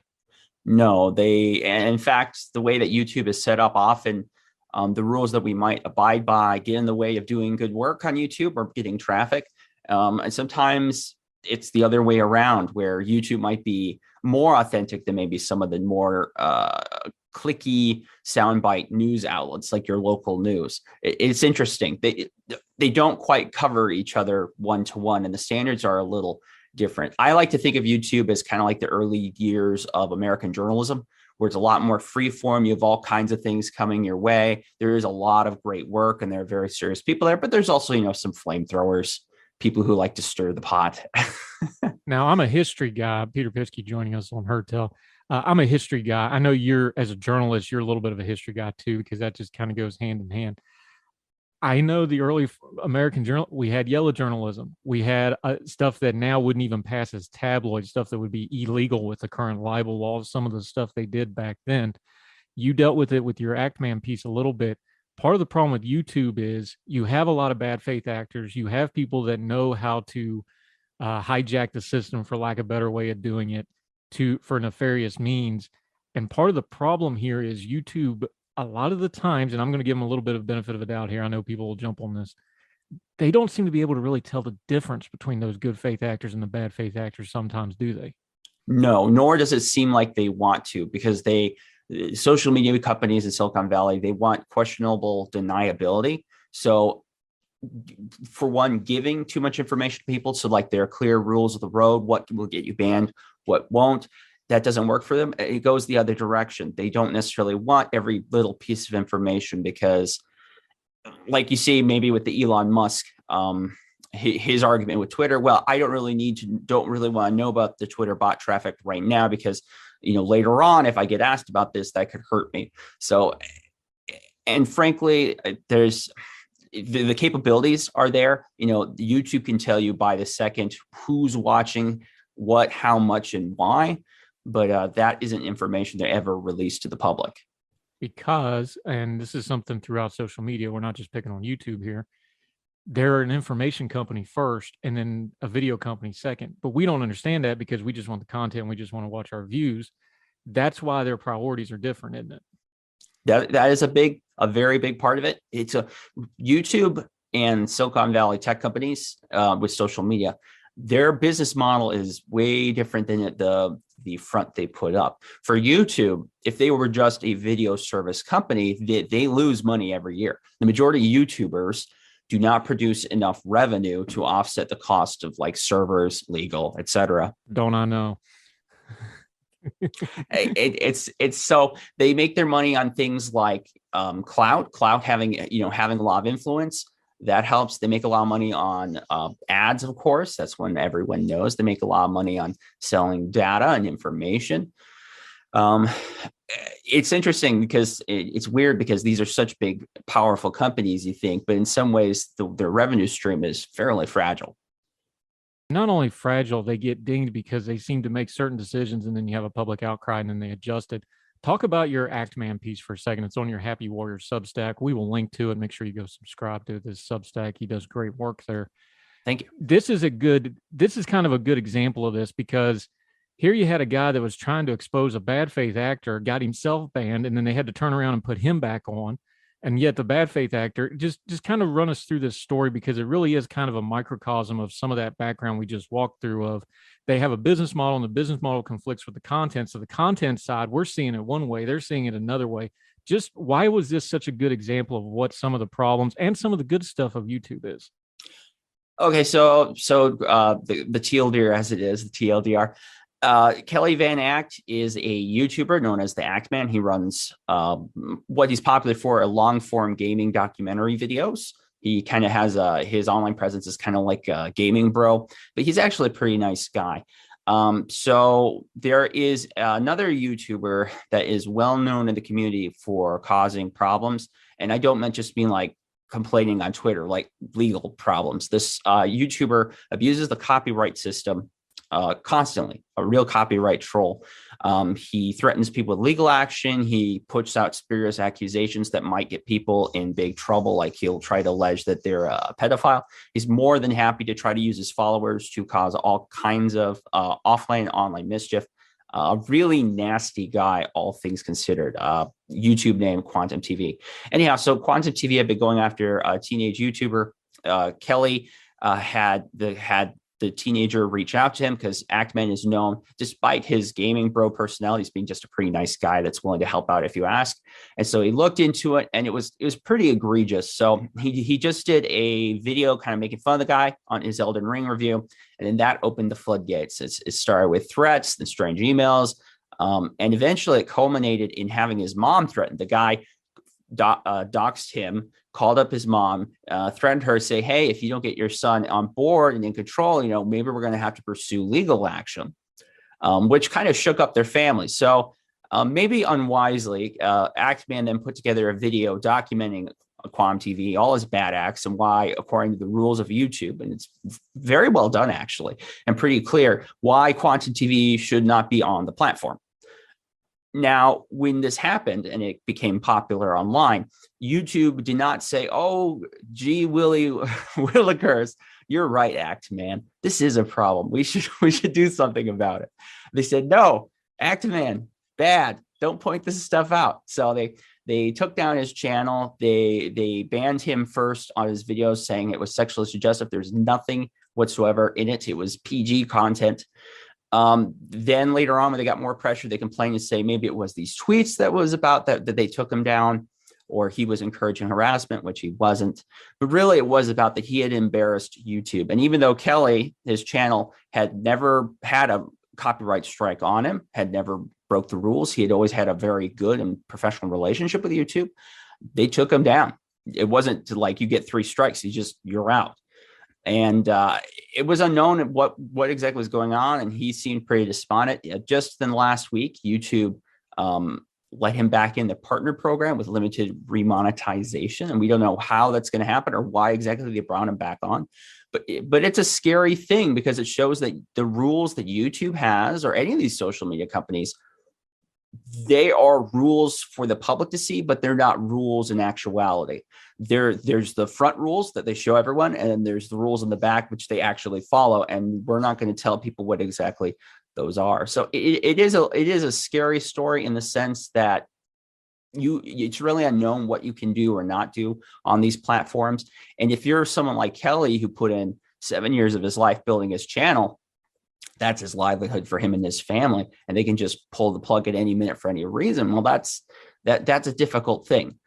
So it is a messy story, and it talks about some of the censorship issues are there. And as you alluded to, it also shows that YouTube is in a hard spot. They constantly are balancing all kinds of concerns. Of course, they have legal concerns, and they have every government on planet Earth breathing down their neck. And why aren't you doing more about this, or why aren't you doing more about that? But they also have to deal with all these users, many of whom want to abuse the system or take strange advantage. And it's difficult to make money. But even with all those concerns, in this case, they didn't really handle it forthrightly, in my opinion. Yeah, and you also worked in a sort of Damocles reference. Always appreciate a good Greek reference in there. Well done. Talking to Peter Pischke, we're going to continue to talk about this. We're also going to get into Reddit. We're going to take a quick break, come back. Her Tell Show continues right after this.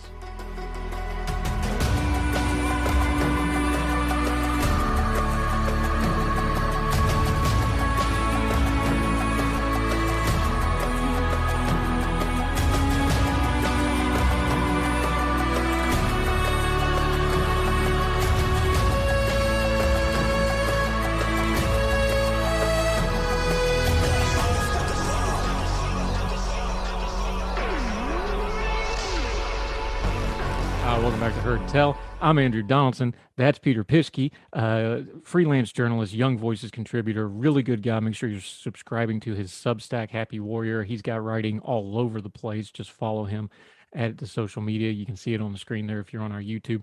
Let's wrap up the Ackman thing this way, though, because you just talked about him having 7 years of his life into this. He has a lot invested into it. But that's also part of the problem here is that's probably the only reason he survived and came back from this. How many users are just smaller account? Like, when I got my strike for no good reason, legitimately, like there wasn't anything there. You don't even get that. You just get the automated, you put in a review and it's back in 3 seconds because it's all automated. It's like, well, no, just live with it. You have no recourse. Mm-hmm. He at least had a little bit of recourse. How many users out there aren't even getting that much? I would say it's probably, considering how big the platform, it's probably millions.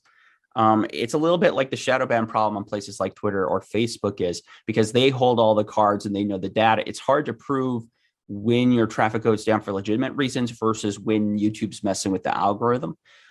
But yeah, political content in particular has been under a lot of strikes, but not just health content. Sometimes the content really is totally unpolitical in nature, is relatively inoffensive, but maybe YouTube feels it's too much drama. And sometimes it's just no reason you can figure out whatsoever. You're just like, there's nothing offensive here at all, YouTube. I don't understand. And then they're just like, it's just talking to a wall. It's frustrating. To be fair to the social media companies, though, how much of this did COVID just really screw it up? Because normally you would, because they build their platforms, probably no engineer in the world ever thought, well, we're going to have to really, really sort through health content. Like they didn't think that was going to be a big cultural thing. That's not something an engineer that's designing the platform probably ever dreamed they would have to do. Just on a practical level, like the coding, the play, that's a huge curveball for a big platform. Is like all of a sudden, oh, we have to figure out not only what vaccines are, but what rDNA. Like that's a big curveball for these kind of companies, isn't it? Yes, and being asked to be the speech police when that is not what the web as we know was really built upon. That takes a lot of their time. COVID in particular, you mentioned it. What COVID did to places like YouTube especially, is that it gave Silicon, now whether you want to call this an excuse or it was business sense, it gave YouTube the opportunity to downsize the amount of humans it had covering YouTube, and they could just up the amount of bots that were doing that same work, which of course means it takes longer for you to get back from a human, and more people are automatically flagged down legitimately and not so much. Yeah, Peter Pischke joining us. Let's talk Reddit for a minute.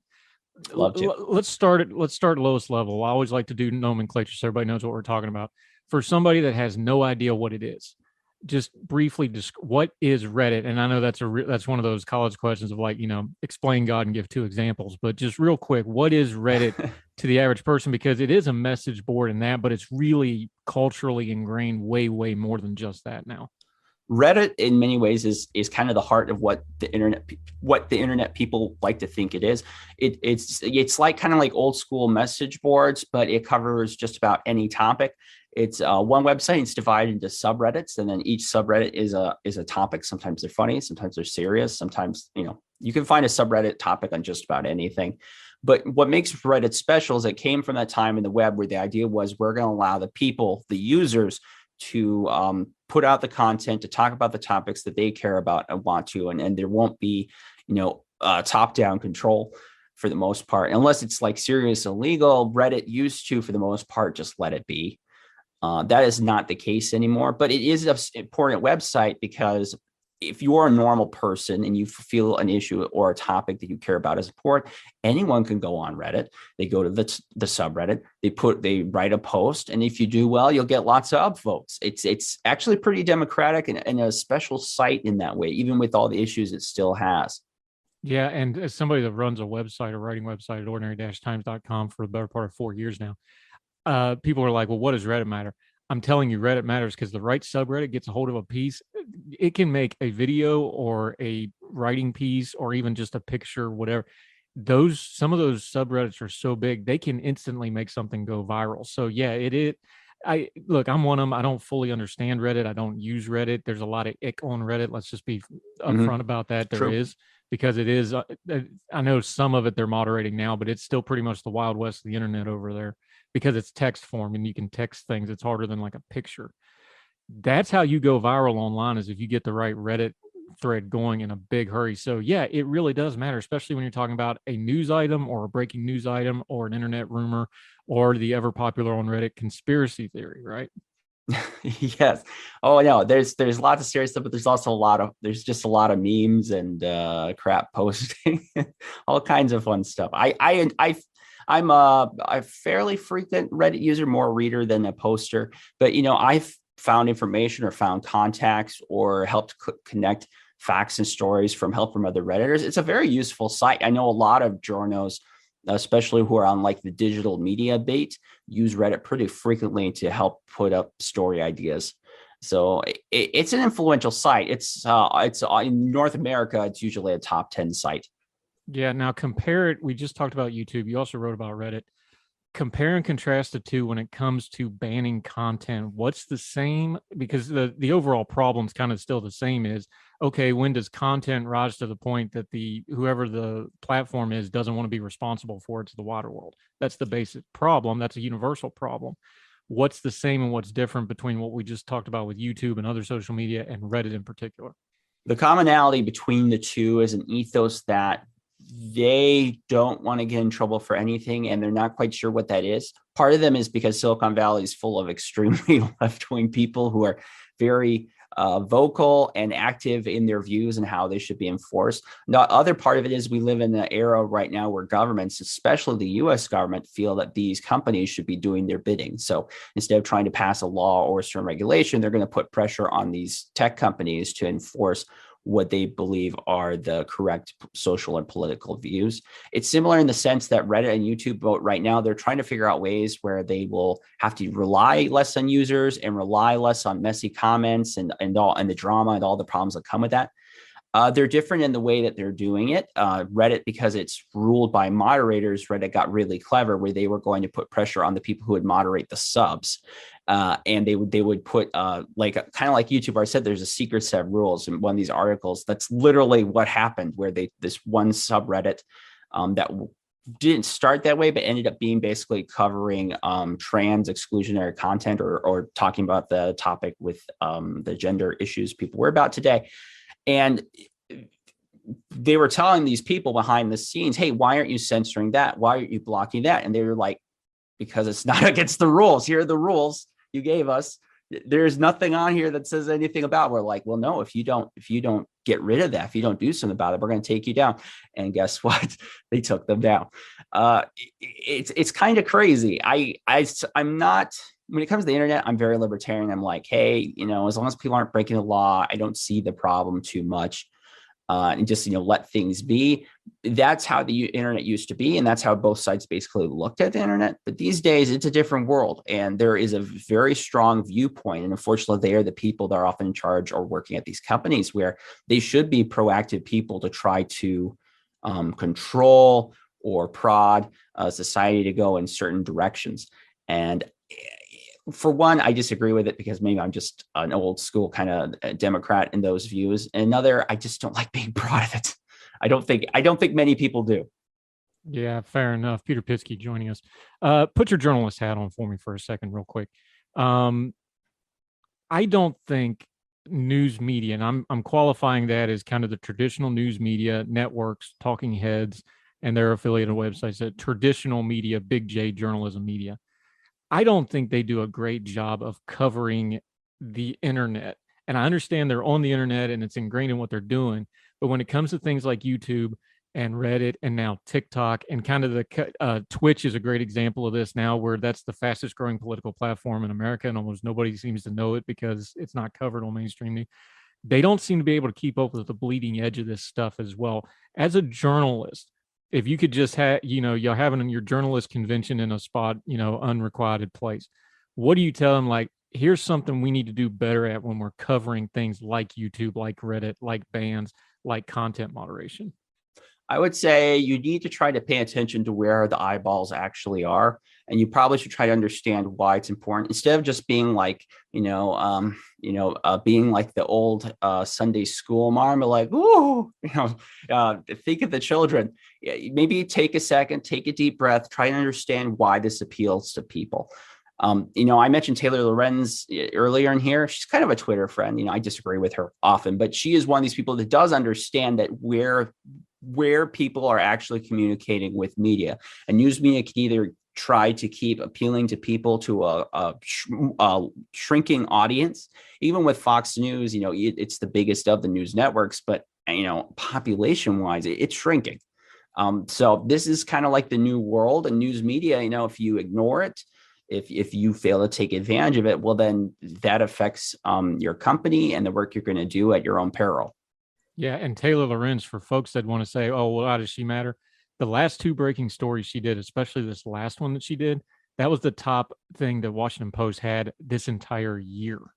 And you think of all the noise and the news stuff that we've had this year, that was one of the biggest trending things they've had for the entire year for multiple days, which is just gold in journalism. I cannot tell you how many times in the last 2-3 years where I've tried to cover more tech stories about the internet, how many times you approach an editor, and I love all the people I work with, and they're amazing. I have no complaints, but they often just don't see the appeal. They're like, look, this is just a story about a beef between two YouTubers. Oh, this is just a story about some small subreddit drama. It doesn't really matter. And I understand that point of view. And I can understand if you're a news outlet, if you get to pick out a certain amount of stories you can cover. You can't cover everything. But these things are much more impactful than we think. And it's really where people's hearts are. And whether that's right or not, or whether that's mature or not, or whatever you want to think digesting news, consuming news should be, that is the reality of the situation. And as someone that kind of feels like as a reporter or journalist, you always want to tell the truth, but you also need to keep an eye on what people are interested in and where the big things are happening. And that is where it's happening, on the internet. Yeah, as a really wise person told me a little while back when I first started doing this, it was like, thing to remember about journalists is they don't understand they're the original content creators. They just don't want to think of themselves that way. I was like, that's an interesting way to put it. Peter Pitsky, great stuff today. Love having you on. We will be having you back, my friend. But until we get you back on the show, until we get you back, though, let folks know where they can follow you, what you got going on. We know your Substack. We're going to link to it, but give us the pitch on that.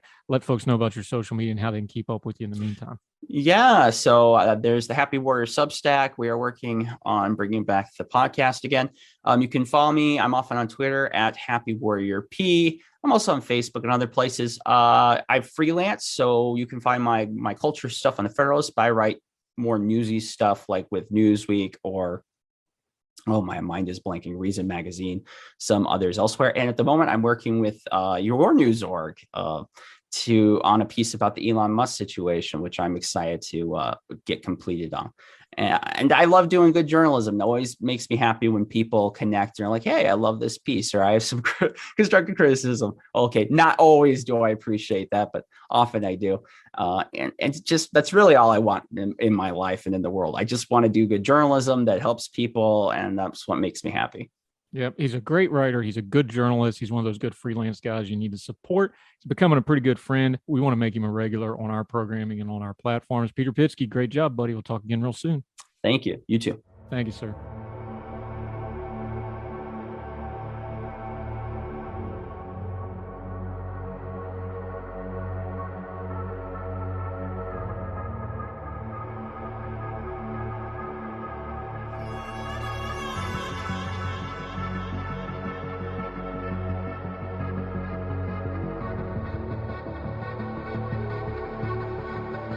Welcome back to Her Tell. Okay, been a minute since she's been here, but she's been here a couple times before. Thrilled to reconnect. She was busy getting yet another advanced degree because she's just that sort of smart. Good friend of ours, Young Voices contributor. Cassandra Shawn's back on the program. Welcome back. Been a while. Yeah. Thank you so much. I'm happy to be back. She just finished up yet another master's degree at the University of Chicago in public policy. She also went to a little school called Cambridge, you might have heard of. I guess if you have to go to school overseas, that's not too shabby. And went to some place called UCLA. Really sharp young lady. We always enjoyed talking to her. Let's talk something kind of semi-domestic because it's only 90 miles off the coast, but it's been a thorn in the side of the U.S. policy, and it's been a rough road for its people for many, many years. Cuba hasn't been getting as much press in the U.S. as it normally would. There's been other issues going on, but things are getting kind of ugly down there, aren't they? Yeah, I've heard some people discuss it as kind of like the worst humanitarian crisis Cuba's faced in the past 100 years. So definitely something to be concerned about here in the U.S., I think. Now, that's saying something if that is accurate, considering everything that's gone on there over the last 100 years. Mm-hmm. Let's start with this because I want to start big picture before we get into the current economic crisis and the healthcare crisis and the fuel crisis. Some of that's universal to other parts of the world. Some of it is unique to Cuba because of the situation they're in. I want to start big picture, though, because our socialist democratic friends love to talk about Cuba, and they will blow off any problems that Cuba's having. Is like, well, of course they're having problems. There's an embargo. Now, we know the embargo isn't what it used to be. There's semi-relations. It's formal. It's informal. It changes. In fact, we're going to talk in a minute. Breaking news just a couple of days ago, the Cuban government on financial reforms letting U.S. money back into the country. We'll talk about that in a minute. Turn down the noise on that, though, because, of course, the embargo has an economic effect. That's why it's there. What's the status of that? What's noise? What is the embargo? What is the bad policy of the government? Where's the ratio on that so we can kind of get to the truth of what's actually going on there before you get to the specific issues? Yeah, I mean, Cuba has an embargo, or we have an embargo currently in place against Cuba. There definitely is a lot of noise around kind of like how exactly is the U.S. kind of sticking its thumb on Cuba for no reason. That's the first thing. And secondly, what is the U.S.'s fault? What is Cuba's fault? What Cuban government's fault, right? I think there's an interesting stat. I think Russia has loaned, I think 2 years ago, they loaned Cuba over $1 billion to improve its infrastructure, and Cuba, the money is gone. That's vanished. Cuba, they are also suffering, I mean, deeply from the diesel and with the fuel price crisis right now. Part of that is Russia, kind of, but they get most of their oil from Venezuela. So not really. Venezuela has their own, they're having their own issues over there. So they're kind of trickling back to Cuba. But yeah, I think that a lot of the issues we're seeing in Cuba is a kind of symptom of the communist government the Cubans are facing, and less so much the U.S. embargo. One great example that you just mentioned, Russia has been sending an infrastructure investment, a total of about $2.3 billion worth since 2006 until 2019 when they stopped doing this. And back in, let's see, what's this dated? I had to edit that, but that's okay. Back earlier this year in February, Russia actually suspended their debt payments, said, well, we're warming relations. We'll just don't worry about paying us back for this. But that was supposed to go, and I'm quoting Reuters here, that money was supposed to go to, quote, investments in power generation, metals, transportation infrastructure. Well, one of the major problems right now, and we have all kinds of reporting that started all these protests a few weeks ago, is there is major power outages. They can't keep the power on. It's an overly hot summer there. Of course, it's a Caribbean nation, so, you know, the heat, it's hot. So there's power outages and things. So when something like, you know, the Cuban people aren't dumb, they know all this investment money came in, but they can't keep the lights on. There's no wonder there's protests in the country, is there? Oh, no, absolutely not. Also, like, it's a dengue is pretty rampant, and the hospital system and like Cuba's kind of like anti-mosquito measures, they've been kind of lax lately. So there's like a health crisis, like people are suffering and sick at home. They don't have any fuel. So people are waiting up 2 weeks in line for diesel. So like taxi drivers, that's their entire income. Suddenly their entire life is spent sitting in a gas line. There's food shortages. It's a sign of the times, and the Cuban government has to imprison protesters for 6 to 30 years for taking the streets and banging pots and pans. It's very sad. Now, here's what happened with this. They went to the streets and protested a couple of weeks ago, but there was a massive crackdown. And the claims of at least 701 Cubans remain in detention from this crackdown. 622 were sentenced up to 25 years in prison. Draconian doesn't even start to touch this. The charges they leveled is the usual stuff when you want to round up the usual suspects: sedition, sabotage, robbery with force, public disorder. They cracked down on it, but are they going to see more and more of this because the fuel crisis isn't lessening? The healthcare crisis, much vaunted. We talked about some of our socialist friends. They talk about free healthcare. Well, the problem is there's nobody to blame but the government if the healthcare ain't working right. If we see more and more protests in Cuba, is it just going to get more and more draconian? Because I don't think the government's in danger of falling anytime soon. What do we make of the protests? Yeah, I'm inclined to agree with that. I do believe it'll get more draconian. And I think the Cubans kind of have one of two options: protest and risk like massive draconian imprisonment, or they leave Cuba, which is why we've seen a massive influx of migration from Cuba in the past few years. So there's human rights. Some human rights observers, they're noting kind of some of the treatment of the prisoners in the prisons, torture, again, these absurd prison sentences. It's not an easy time for any Cuban living under the government oppression. No, it's definitely not. Now, of course, migration from Cuba to the U.S. is not a new thing. We have a long, long history and varied issues with this. But this new batch seems to be a little bit different. They're leaving en masse again. It's not the usual trickle that's been going. What do we do? Because we've already got a huge debate about immigration and migration policy. Cuban refugees have kind of had a carve out over time, especially in the Florida, and we know about the Cuban expat community down there. Is it time to revisit our policy with Cuban refugees? Should we be doing more to encourage or discourage these migrations as they try to flee Cuba with all the draconian things and all the problems they're having down there? Just from like a human standpoint, I feel terrible for those living in Cuba and starving, no power, lack of medical services. I do think that, Florida has obviously a very close tie with Cuba. I think that we do need to reform our immigration kind of stance on refugees in general.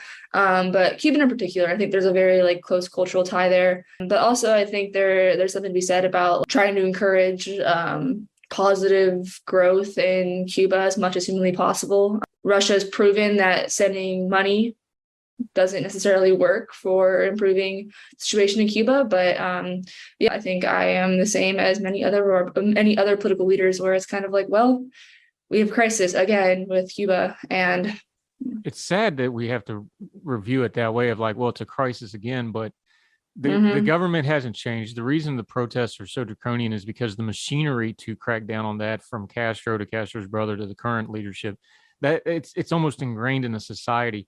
We talked about the political and the economic. What's the human rights part of this when you have a government that oppression is just ingrained into it? It's institutionalized is probably the best way to explain it. Talk about for a minute, because you study other parts of the world, especially somewhere like Cuba. It is an island. It is isolated in some respects.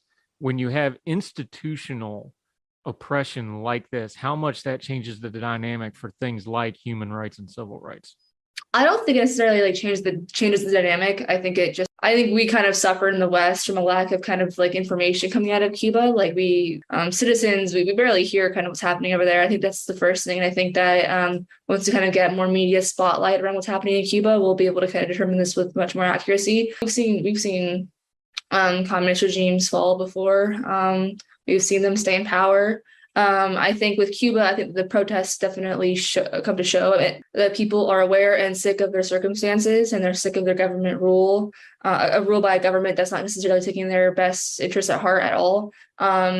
You see these small infringements on personal liberty in Cuba. They now have new fishing rules where you can't there's a big crackdown on commercial fishing, and so fishermen can't sell fish directly to the average Cubans. They have to sell it to the state at state organized prices. Very similar things you see in production areas in communist governments. But again, I think the protests show they're highly aware of the circumstance they're in, and they want or change. Yeah, there's been a push public relation wise the last few years They've allowed more tourism. They've allowed Americans to come in. Of course, internationals have always been allowed to go to Cuba. The accusation is that the Cuban government spent way too much money on the tourism stuff to lure in those outside nationals and not enough on the people and the infrastructure. That's the sort of stuff, that's kind of the Band-Aid on the gaping chest wound stuff that really destabilizes a country. So then you start putting power outages and fuel shortages on top of it. Like we said, we don't think the government's going to fall anytime soon. The potential for civil unrest, though, is really getting multiplied by the day with all these current problems, isn't it? Yeah, absolutely. I think back to my little fish discussion. Apparently, the average Cuban they're only allowed freshwater fish, like catfish, but they see tourists eating swordfish and all the nice fish caught right off the coast of their island country. So I think that kind of stuff puts sand in the moon, so to speak. But at the same time, I think that the Cuban government is seeing tourism as one of the main ways to increase revenue and pay for these things. So it's kind of in that regard, ramping up tourism is definitely a way for the Cuban government to kind of allocate funds where they're lacking. But for the average citizen, it just looks like tourists have more right to live and thrive in Cuba than they do.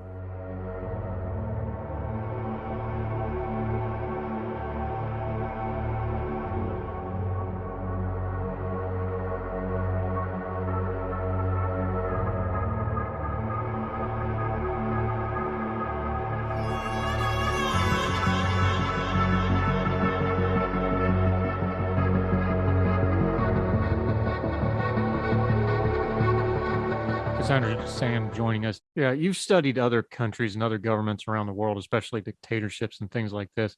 This is the core problem with something like Cuba is there's really no way for somewhere like America where we want to have, more freedom for the Cuban people. We want to have more economic opportunity for them.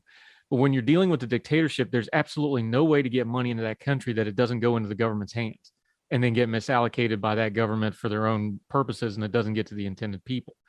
How do you set policy for something like this? Because again, even the Russians who are friendly to that government, they poured money in there. That didn't do any good. China was going to do a big investment thing. They've pulled back on that with some green energy stuff. Britain has pulled back on some investment. What policy-wise do you do when you have a government that's like, we can't put any money in this country because it's just going to go to corruption right off the bat and it's not going to do any good? Is there even a policy fix for something like that? It kind of depends. I think some of these massive investment projects, encouraging construction and development of these projects and closely monitoring it from a foreign government, that occasionally works, but not too often. And I think that I think China and Britain and Russia are thinking, this might not work here. There's some non-policy solutions that some NGOs have tried. They do small cash donations to the individual Cuban people. Some U.S. entities have tried that in Africa and they've seen that works. But again, I think the main issue is more kind of just working with a government that has no interest in helping its people. Yeah. And the other part of this, Cassandra Sean joining us, we're talking a little bit about Cuba down today. Why do we have kind of a cognitive dissonance as America when it comes to Cuba? This is, you're almost swimming distance off the coast. This is only 90 miles off the coast. That's a short plane ride. It's a decently short boat ride. This is a neighbor by any definition of the world on the world stage. And yet we pay very little attention to it. And I know some of that's just stalemate because, the Communist Party and the American government, they haven't gotten along. It's been this way for so long. I think some of it's just probably, apathy and inertia.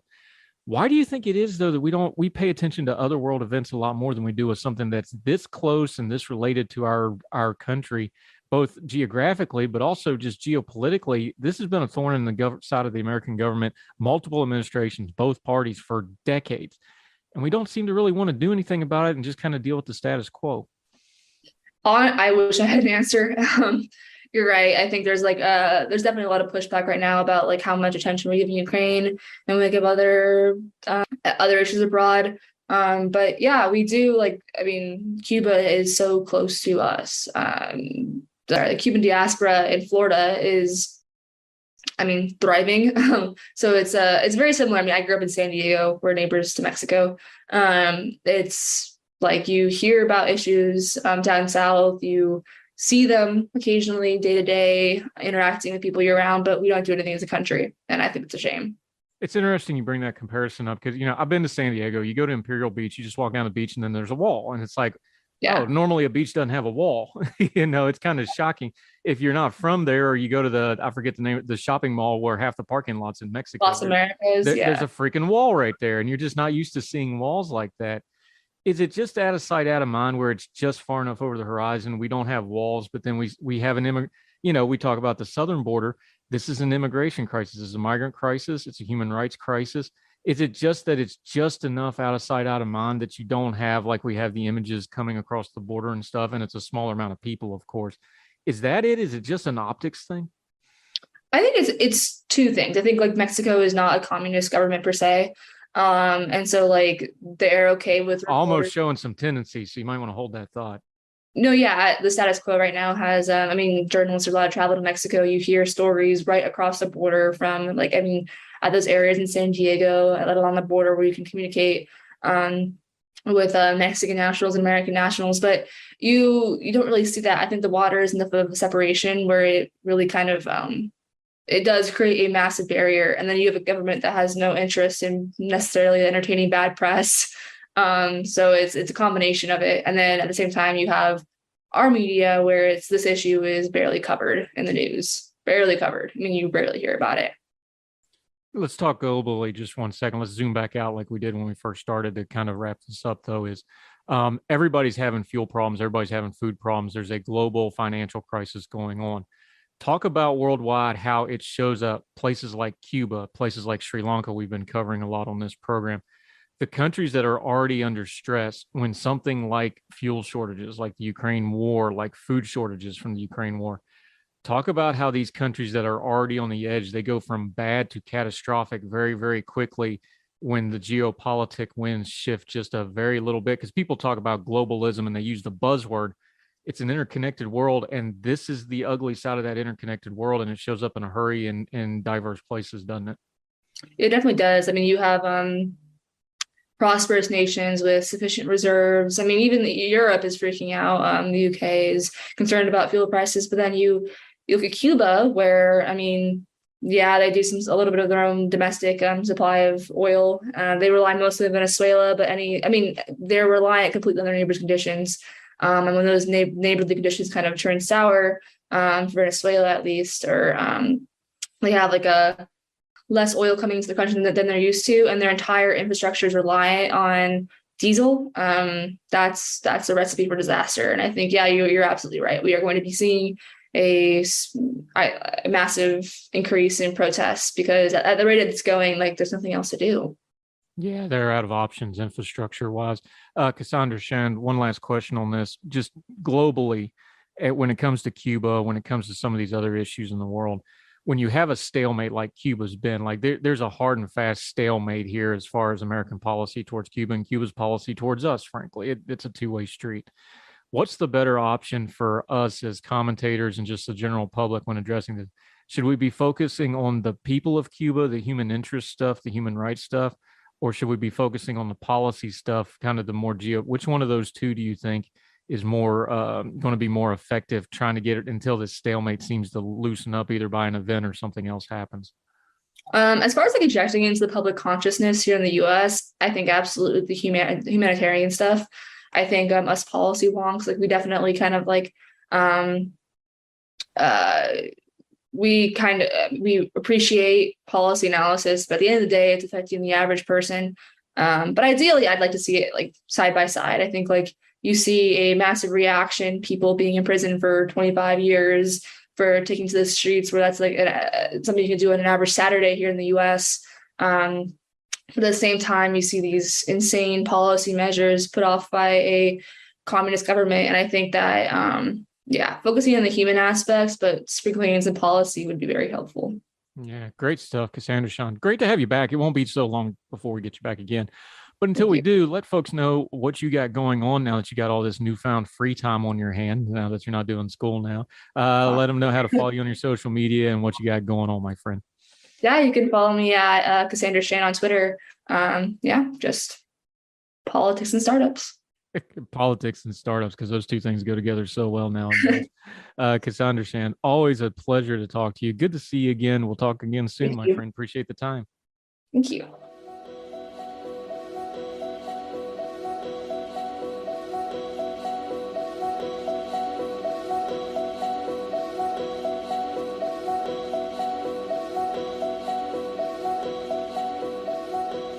Welcome back to Heard Tell. Okay, let's talk a little zoning, planning, city planning, urban planning, all kinds of planning, or more specifically, the lack thereof. And then you do some planning to try to make up for the non-planning, which makes it even worse. This is the guy to talk about it. He's actually got a whole book out about it. We'll talk about it in just a minute.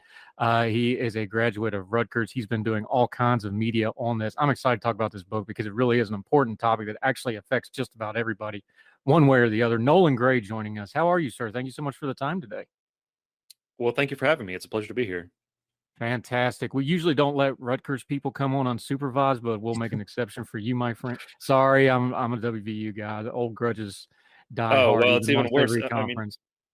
In my heart of hearts, I'm a Kentucky fan, so even worse for you. Yeah. No, Rutgers doesn't give you a lot to inspire loyalty from an athletics perspective. But I do bleed blue. People that don't know, a huge amount of WVU's enrollment actually comes from New Jersey. So that's part of the in joke of that. Not that anybody cares about it. Yeah. Let's start with some nomenclature, because here's the problem with things like this is they get buzzwordy online really fast, especially in social media, and people have their little clicks and they'll talk about, affordable housing, or they'll talk about zoning. Let's take zoning and break it down, because that's going to mean different things to different people. Urban folks, they hear zoning, they're going to start thinking, development, maybe urban blight, maybe gentrification. Suburban folks, they hear zoning, they start thinking, they're going to tear down houses and build strip malls.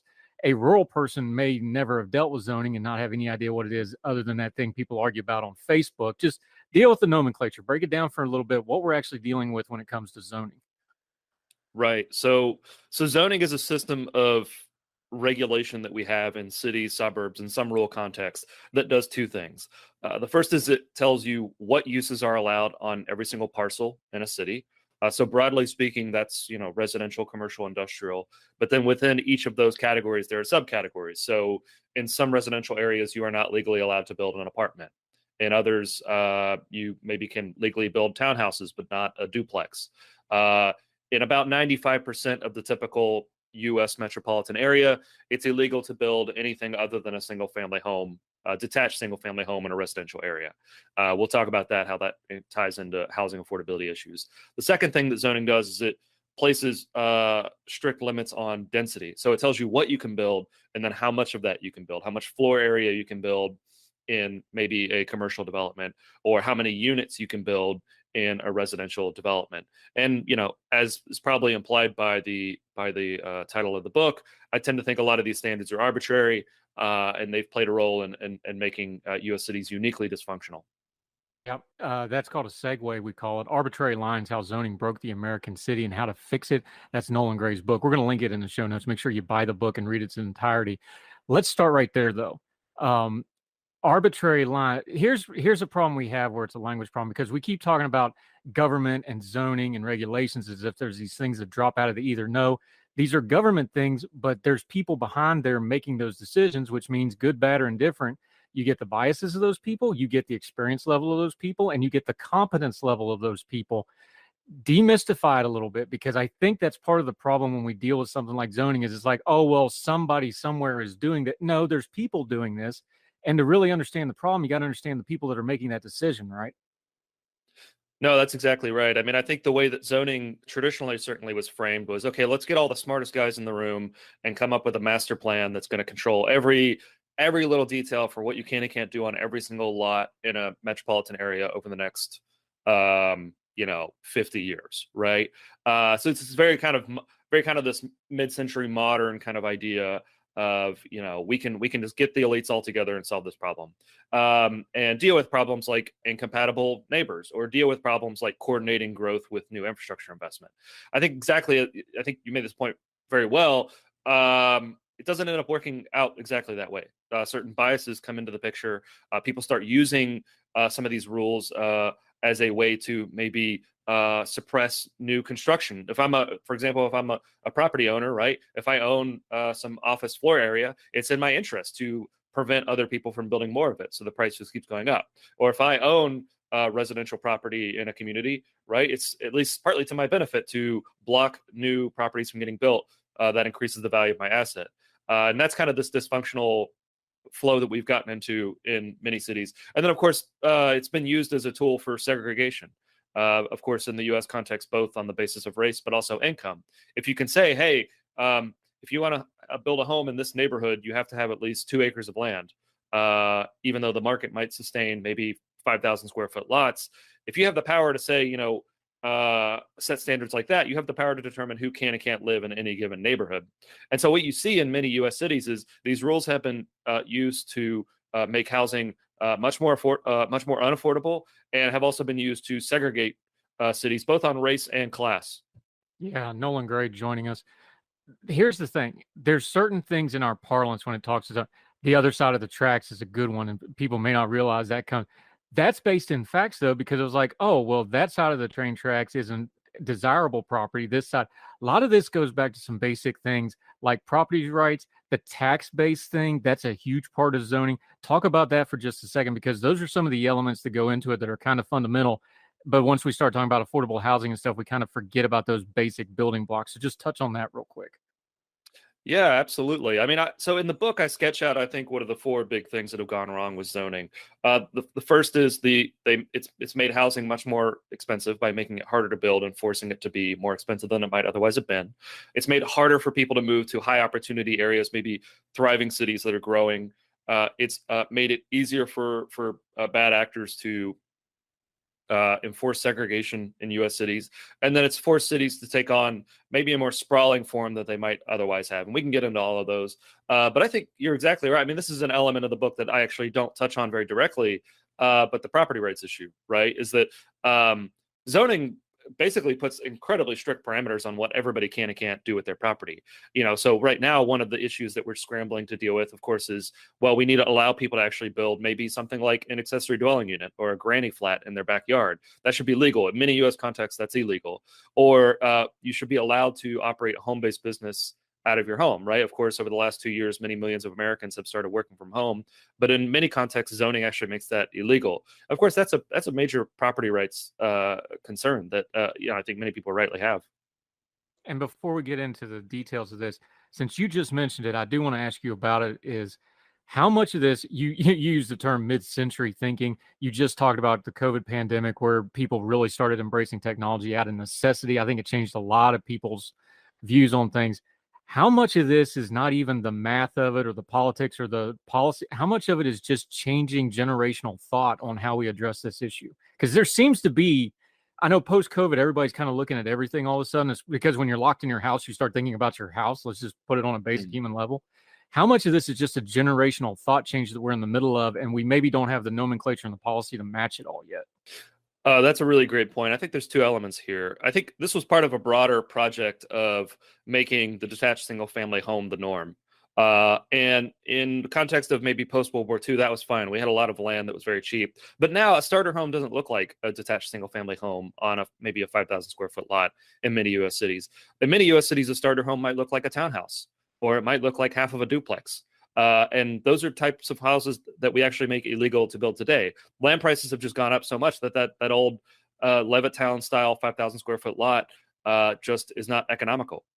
And 2, I think also zoning has entrenched, I think, a cultural norm of this idea of your neighborhood should never change, right? You move into a neighborhood, and when you buy a home in a neighborhood, you're buying some collective right into that neighborhood never ever changing. Healthy neighborhoods and healthy communities are constantly changing, right? And the way I frame it to people is like, you can either have all the buildings in your neighborhood remain the same forever, or you can have the relative demographic composition of your community change, right? So you see so many neighborhoods in a place like California, where I am now, where they haven't built any new housing for the past 50 years. So in one sense, they look the same, but in another sense, no young family can afford to buy a home there. There's no children there.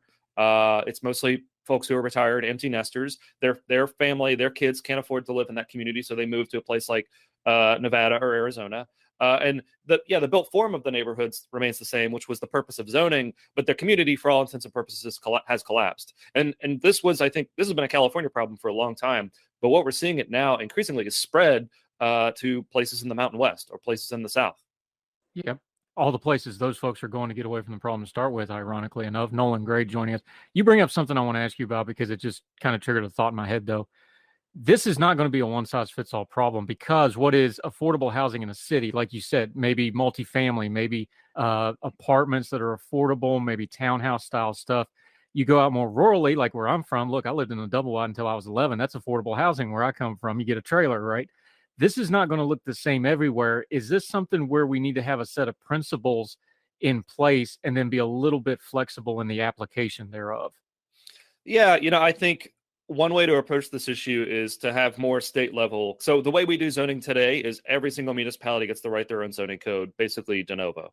So they can come up with their own unique standards. And this makes the whole system very, very complicated. And it also makes it to where maybe a developer in one city can't necessarily build the next city over without hiring an attorney and a local planner and all these other things that increase costs. But so one thing you can do is you can set sort of baseline state standards to say, as a few states have now done, to say, okay, look, statewide, if you're in a residential district, you can build an accessory dwelling unit. Statewide, you can operate a home-based business. Statewide, local governments can't force you to build giant parking lots and giant parking garages that don't make any economic sense.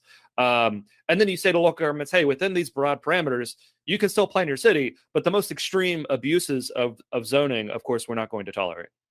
Yeah, Nolan Gray joining us. We're going to take a quick break. We're going to dig into this book. He has 3 cities he uses as examples. Very diverse cities, very different parts of the country. Why did he pick those 3? What does they talk about zoning? Also going to get into the arbitrary lines, this great book from Nolan Gray. He's joining us on Heard Tell, and we'll continue with him right after this.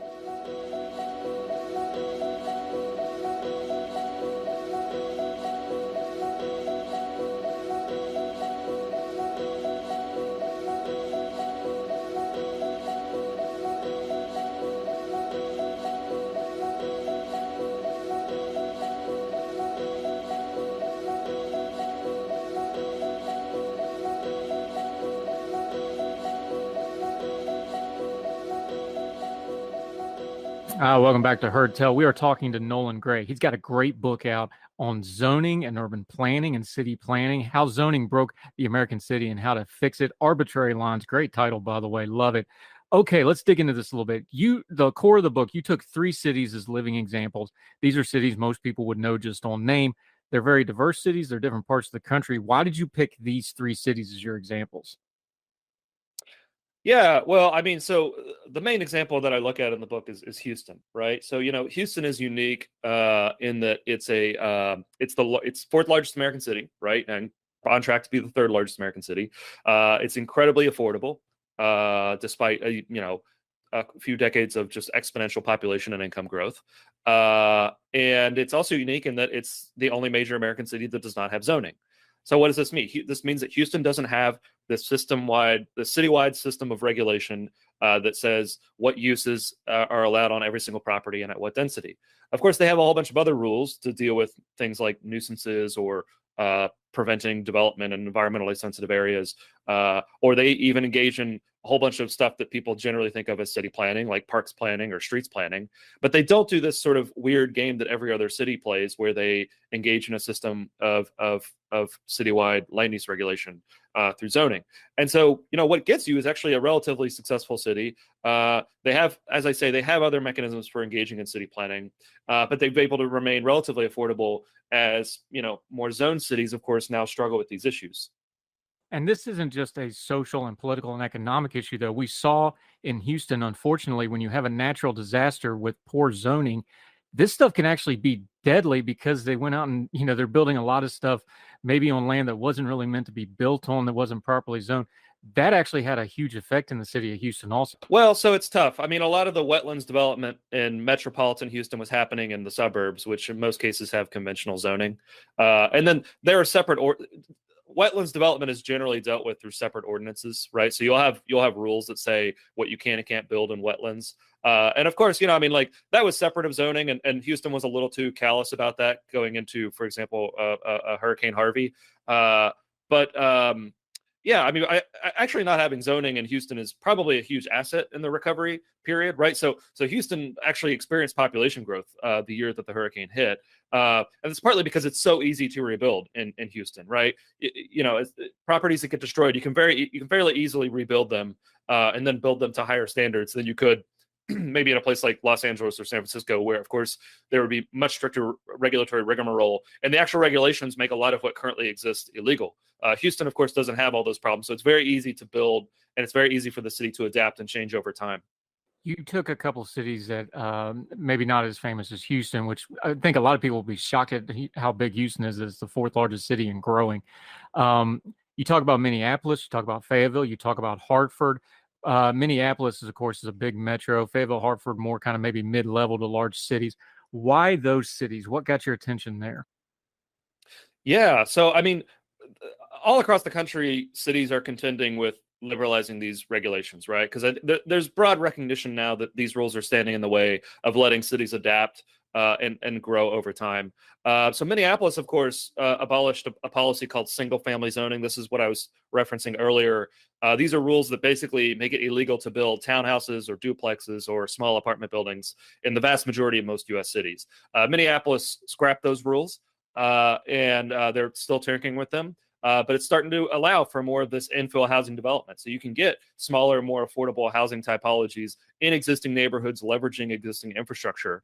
And that helps to keep the city affordable. I like the example of Fayetteville, Arkansas, because I think a lot of people tend to think like, oh, okay, big cities have these problems. Big cities are going to do zoning reform.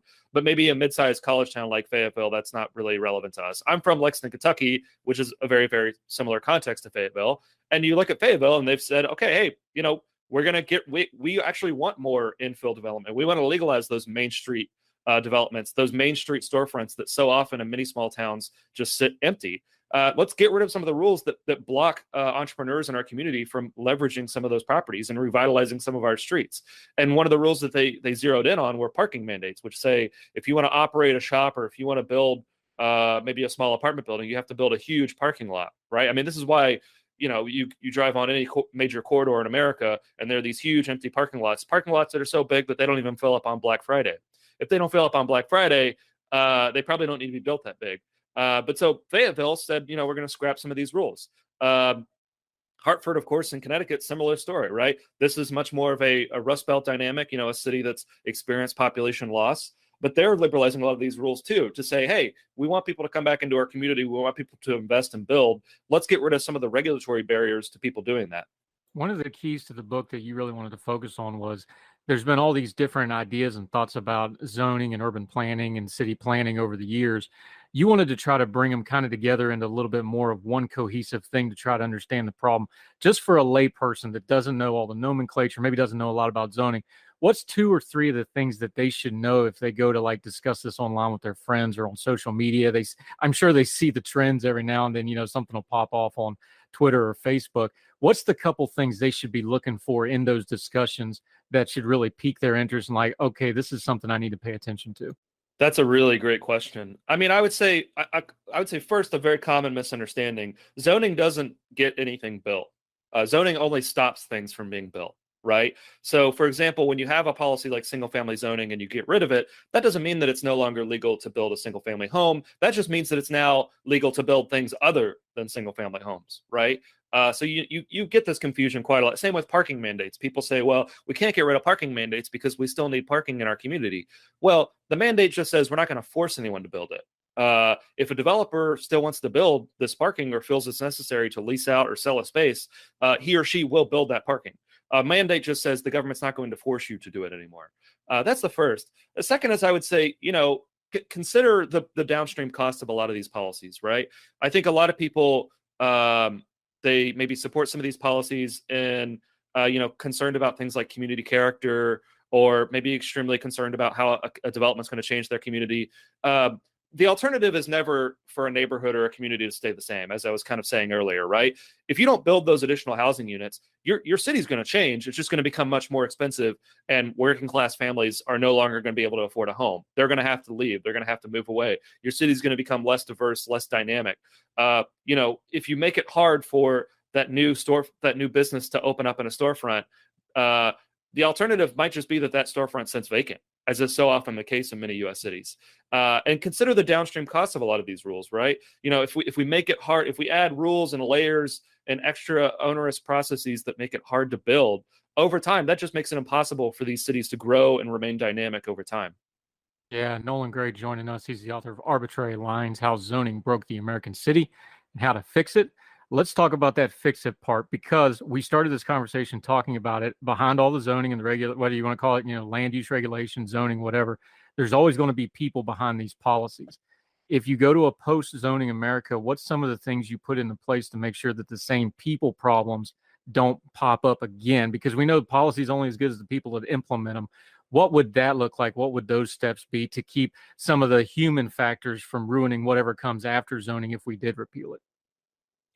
Yeah. So, I mean, I critique zoning, but of course, I think you still need certain land use regulations. Absolutely. The question is, like, how should they be structured? So I think a few things. One is regulate the impacts that people actually care about, right? So in the current system, we say, okay, we don't want a corner grocery coming into this little neighborhood because we're worried that it'll make too much noise and generate too much traffic. So we're just going to ban the corner grocery. Well, I would say if you're concerned about the noise and you're concerned about the traffic, regulate that or put prices on that. Right. So, we can say, hey, yeah, noisy neighbors are a problem. We're going to have relatively clear rules that are enforced consistently and fairly on noise. Or, yeah, traffic is a problem. If you're going to put a whole bunch of a big giant parking garage on a property, you can pay a fee that covers some of the costs that you're imposing on neighbors. I think that sort of regulation is completely appropriate. And that's really what people want from land use regulation. They want these impacts to be regulated. I would say the second thing is a recognition of the extent to which a lot of these problems solve themselves, right? So if you look at unzoned contexts like Houston, the nightmare scenario of an oil refinery opening up in a suburban cul-de-sac, it just doesn't materialize in practice, right? These are very different uses that want to be in different places.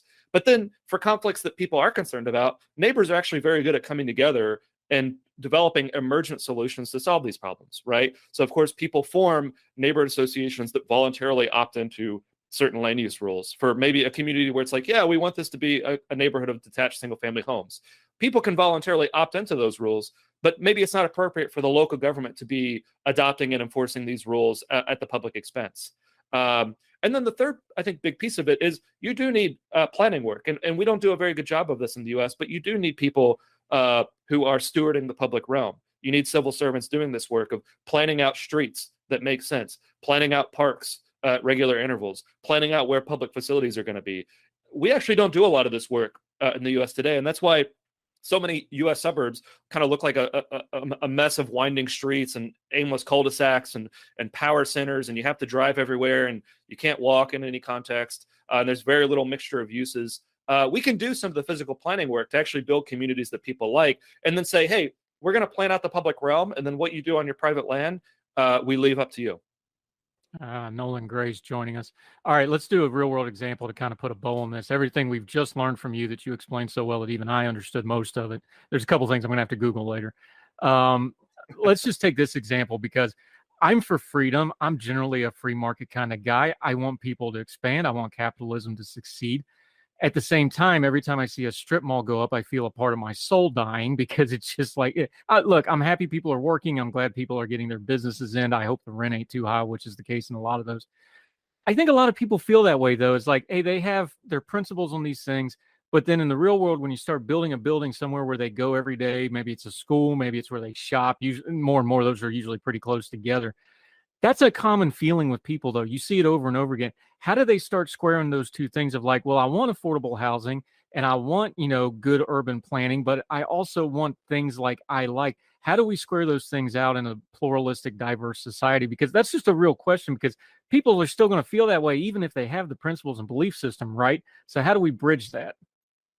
That is a real challenge. I mean, I would say to your specific example, the strip mall. I mean, the strip mall is the ultimate product of zoning, right? I mean, you basically say we're not going to allow small commercial that's integrated into neighborhoods. It's going to have to be in one place, and it's going to have a ton of parking, and it's going to have to be set back 50 feet from the street, right? The strip mall is a creature of zoning, and I would say just to kind of expand that out, I think a lot of the development that people see that they just don't like, that they see maybe as draining resources from their community or requires a whole bunch of infrastructure that's very expensive on taxpayers. A lot of that is downstream of these zoning rules that mandate a very kind of sprawling, low-slung, auto-oriented form of development, and actually criminalizes some of the main streets that many communities have that they love, right? So that traditional development of ground floor shops and then apartments over top. Not everybody wants to live like that, and I respect that, but a lot of Americans do. And if you actually look at the numbers, right, those inner suburban neighborhoods that have a mixture of maybe a duplex next to a single family home, next to some townhouses with a deli on the corner, maybe a barber shop within walking distance, maybe a doctor's office, maybe somebody's a lady is offering musical lessons out of her home, right? These are the kind of communities that were strong and resilient and that remain extremely desirable, and they're actually completely illegal to build in many U.S. cities today. And I think when you sort of make people realize this, it immediately starts to click. The type of neighborhoods that we want so desperately, the ones when we have them, we cherish them, and we actually put historic overlays on them. But then we say you can't build neighborhoods like that anymore. Zoning, of course, is one of the key barriers to building the types of cities that many people so desperately want. Yeah, and not to bash on the strip malls, but there's ways to do that even in suburbia, where I know there's a large development. I got to watch it be built because it was a field when I first moved down there, and they built the shopping area with the movie theater and the restaurants and all the different various use stuff, and they put the mid-level to middle high range homes, single family homes on one side, and then they put the apartment community on the other side, all same developer, and both are walkable to the shopping in the middle. There's ways to do this that make not everybody happy, but a lot of people happy, and everybody say, what's the key here? Is it politically? Is it policy? Is it a ratio between the two? For us that want to advocate with our elected officials, which is where this stuff always goes through, and then the money people get involved. So we're real about this. What's the ratio there between policy and politics and just us, frankly, giving a damn, for lack of a better term? What's the ratio there to make this stuff better? Yeah, I mean, I would say first at the local level, local governments have huge amount of latitude over a lot of these rules, right? So many U.S. cities and suburbs will have a zoning ordinance that was written, 30 to 50 years ago, and will have a whole bunch of rules that make this type of desirable infill development illegal. Local governments can amend those rules today, right? They have a huge amount of power. At the state level, it's appropriate, I think, for state legislators to say, let's put up some guardrails on this, right? Let's allow those accessory dwelling units. Let's get rid of the parking mandates. Let's reintroduce some flexibility back into the system. I would say too, in terms of moving away from zoning completely as a concept rather than just amending it, I'd say get some of these other things right. Get the nuisance regulation right. Help communities develop their own sets of rules if they want them. Get the physical planning right, and then put zoning back to a vote, right? Ask people, do you want this institution? In some cases, people will, but I think in many cases, people will say, yeah, actually, our community is better without these rules that segregate uses or that just don't allow us to actually build any infill. And once you kind of get to that level, then I think we'll really be able to move past zoning, and we'll have a much stronger, more prosperous, more diverse American city on the other side. He's Nolan Gray. The book is Arbitrary Lines: How Zoning Broke the American City and How to Fix It. It's a great book. We've linked to it in the show notes how you can get it, but let folks know anywhere where you would like them to get it. And until we see you again on Heard Tell, which I hope is soon, where they can follow you with your social media, your writing. You're doing media for the book, obviously. It's going to be a big success. Let folks know where they can follow you and keep up with you, my friend. Yeah, well, I'm on Twitter, Nolan Gray, NOLANGRAY. You can follow me there. I'm sharing thoughts on zoning. The book's available pretty much everywhere. I always say to people, if you have a local bookstore that you want to support, go grab a copy there. Ask that they stock it. You can, of course, get it on Amazon or Bookshop. Easiest way is to order directly from the press, Island Press, or just request that your local library stock a copy. But there's many ways to get it. We got an audiobook coming out shortly. Unfortunately, I'm not the one narrating it. But many exciting things. I look forward to hearing from people. Yeah, it's an important topic. It's one that doesn't get as loud as some other stuff, but it probably should, because, hey, we've all got to live here and we got to all live together. We should probably do a better job planning that out. Nolan Gray, thank you so much. We'll definitely have you back to talk more, because these issues are never going to go away as long as people are living in America, which I hope is for a long, long time. Thank you so much for your time today, sir. Really appreciate it. Thank you. It was a pleasure being here. Thank you, sir.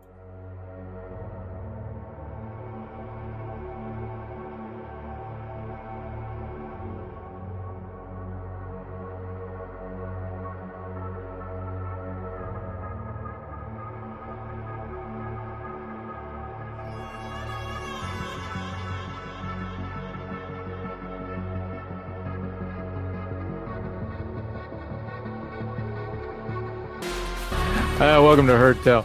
We are back with our boy Roy. That's not me saying that. That's actually his Twitter handle because he's just funny like that. Roy Matthews is back on the program. Been a minute since we talked to him.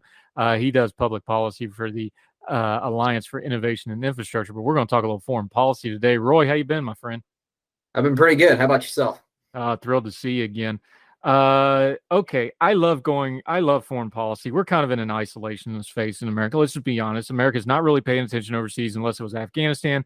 They've kind of paid attention to Ukraine a little better, I think, than some other things, but that's kind of waning. So why in the world do we need to pay attention to Kazakhstan all of a sudden? Well, most Americans don't know anything about Kazakhstan except for the Sacha Baron Cohen character, Borat. But Kazakhstan is actually a pretty important country, both geostrategically and for energy resources. Kazakhstan exports, I think 80% of their exports are oil and natural gas. A lot of it used to go through Russia, but in recent time, there has been a lot of instability within the Kazakh regime. And the new president of Kazakhstan, Kassym-Jomart Tokayev, has actually thumbed his nose publicly at the Russians. And in doing so has encountered some difficulty with exporting that oil and gas to Europe. So there is a good opportunity here for the U.S. or other Western countries to both peel away what has been a very historically Russian ally and also counteract Chinese investment for their Belt and Road initiatives. That is a proposal to flood markets with Chinese products and allow the Chinese government to buy up strips of land and portions of geostrategic areas that they feel would benefit their military. Now, so let's back up and make sure, because people probably aren't real familiar with it. So let's just make sure everybody's on the same page. This is, of course, they were dominated by the Soviets like everybody else in that region for many, many decades. Their relationship has been pretty Moscow-centric over the last little bit. But then we had this meeting. He actually, you're not overstating it. This is in public. This was at a meeting in Europe. And he told him, he's like, we're not going to recognize Donetsk and Luhansk, the breakaway regions in Ukraine that Russia is finagling and frankly lying about to try to make them their own country so they can annex them, take them over, dominate them. This was a really big deal, and it didn't seem to get a lot of press, especially in Western media. That's right. It's pretty unprecedented for a Kazakh president or Kazakh leader to go on stage with a Russian president and tell him to his face that we are not going to recognize the breakaway so-called republics of Luhansk and Donetsk, and also that they were not going to provide any military aid to the Ukraine war. And that has set off a lot of alarm bells within the Russian regime. Russian state media has been going on these tirades and threatening Kazakhstan over their lack of support. And there have been several instances of Russian courts and the Russian government taking retaliatory measures towards the Kazakh government for Tokayev's what they call ingratitude. Yeah. So give us a little background on this guy, because there's some debate even within his own country of his legitimacy. Of course, Russia's all kinds of, well, you're not legitimate because now he's not playing ball with them. So take that for what that's worth. But even in his own country, this isn't a super stable guy. Is this politically calculated that he's going after Putin? Is this a matter of principle for him? Is it somewhere in the middle? Just give us some background on this guy. It's a little bit in the middle. And, a big objection to the sort of deification of Volodymyr Zelensky is that Ukraine is a very corrupt country and we don't really know sort of what his deal is. And it's sort of the same situation for Kazakhstan. Tokayev was the dictator Nazarbayev's longtime deputy. Nazarbayev ruled Kazakhstan from its founding in the 1990s up until just recently in 2020. So he is very, very close to the old dictatorship. But he has recognized that because Russia intervened into Kazakhstan and kept him as president, this was earlier this year, there were a couple of anti-government protests over fuel price increases, and that led to rioting, and a lot of people were killed, and the Russian regime had to send in special forces to help quell the rioting. And so a lot of the ordinary Kazakh people see Tokayev as just another Russian puppet who wasn't really elected, even though there was a snap election right after all this chaos died down. And so Tokayev, for him, he wants to appear legitimate because he wants to stay in power. And in order to do that, he kind of has to thumb his nose at at his patron, Russia. And in doing so, it's opened up a couple of opportunities for China, which Kazakhstan shares an eastern border with, to sort of fill that investment gap, fulfill what Russia is not doing, not facilitating Kazakh exports, not investing in infrastructure and other sorts of projects. Now, let's be adults here because we understand this is a different cultural region. Like you said, he has deep ties to the old regime, so he knows how the sausage is made. He knows the game. So we know Lukashenko, and we know how he is. He's seen as a puppet, but he will also occasionally thumb his nose at Putin for the good. Erdogan in Turkey, he plays both sides against the middle. While he just publicly kind of made Putin look bad a couple of weeks ago, and then you find out this week he's facilitating the Iran stuff under the table to help Putin out. Yep. Is it what it appears to be? Because in this region with these players, that's a fair question to always ask is what we're seeing when you see something that public to Vladimir Putin, is that something Putin's maybe playing along with? Because this is somebody he propped up with. Is that a concern? It is a concern. However, the actions taken by the Russian state show that Tokayev really is acting out of his own self-interest here. There was a court order from a Russian federal court that halted oil exports through the Caspian Oil Consortium, which is this oil company in Kazakhstan that exports 80% of Kazakh oil, which is a massive amount of resources. And what this court did was issued an injunction to halt all exports for 30 days out of some quote unquote corruption allegations. This obviously frightened Tokayev because he doesn't want to be known as the guy who just took that lying down and led to the Kazakh economy shrinking. So he has actually directed the Kazakh state oil company, Kazmunai Gas, to start looking for alternate routes to other markets besides Russia for Kazakh gas. And it's already starting to happen. Tokayev also announced that he is going to prioritize shipping more oil to Europe, since obviously the Kazakh oil needs a market, and Russia is a direct competitor and is also under heavy sanctions that are targeting oil and gas. So Tokayev really is trying to shore up his own legitimacy. And I think the fact that the Russians are directly targeting the Kazakh economy and Tokayev is responding is that these actions are Tokayev's actions alone. Okay, so China makes this interesting, talking to our buddy Roy back on her tail again. China makes this interesting for a couple reasons, because they and Xi and Putin are allies right now, but they're not natural allies. They're going to bump heads again somewhere down the road. China is showing some interest here. This is just another case, along with some others, where I don't think they would mind expanding business in Kazakhstan like they have some other places, even if it needles the Russians a little bit, because one is, this is how they expand their power. They do it financially.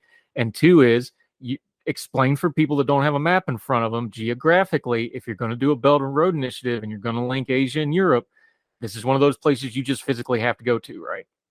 Yes, absolutely. Kazakhstan sits on one of the ancient old Silk Road pathways, and in order for Chinese products and Chinese investment to have a literal roadway to Europe, you're going to need to develop Kazakh infrastructure and transportation routes. So what the Chinese have done is they've sort of looked at Russian meddling in Kazakhstan and said, well, all right, this plays to our advantage, because at least the Kazakh elites are looking for investments, looking for partnerships, because everyone likes some Chinese money nowadays. So what the Chinese have done is they have over 700 joint ventures between Kazakh and Chinese companies as of now. And China has become Kazakhstan's largest trading partner and the biggest source of foreign direct investment. But this also doesn't really sit well with the Kazakh people, because most of Kazakhstan are ethnic Kazakhs, along with some Uyghurs and other sort of Turkic steppe people, which are the same people that the Chinese have been imprisoning in the western province of Xinjiang. Excuse my pronunciation of that, which does not sit well with the Kazakh people at all. Yeah, we're going to talk about that, the Uyghurs, how this all goes together. There's some cultural stuff going on underneath this, because politics and culture, it doesn't matter what culture and politics you're talking about, they're going to go together. Talking to our buddy Roy Matthews. We're going to take a quick break. We're going to come back. More on Kazakhstan. A lot of cross streams here, Russia, China, and you guessed it, there's even American oil companies involved, because of course there is. More with Roy Matthews right after this.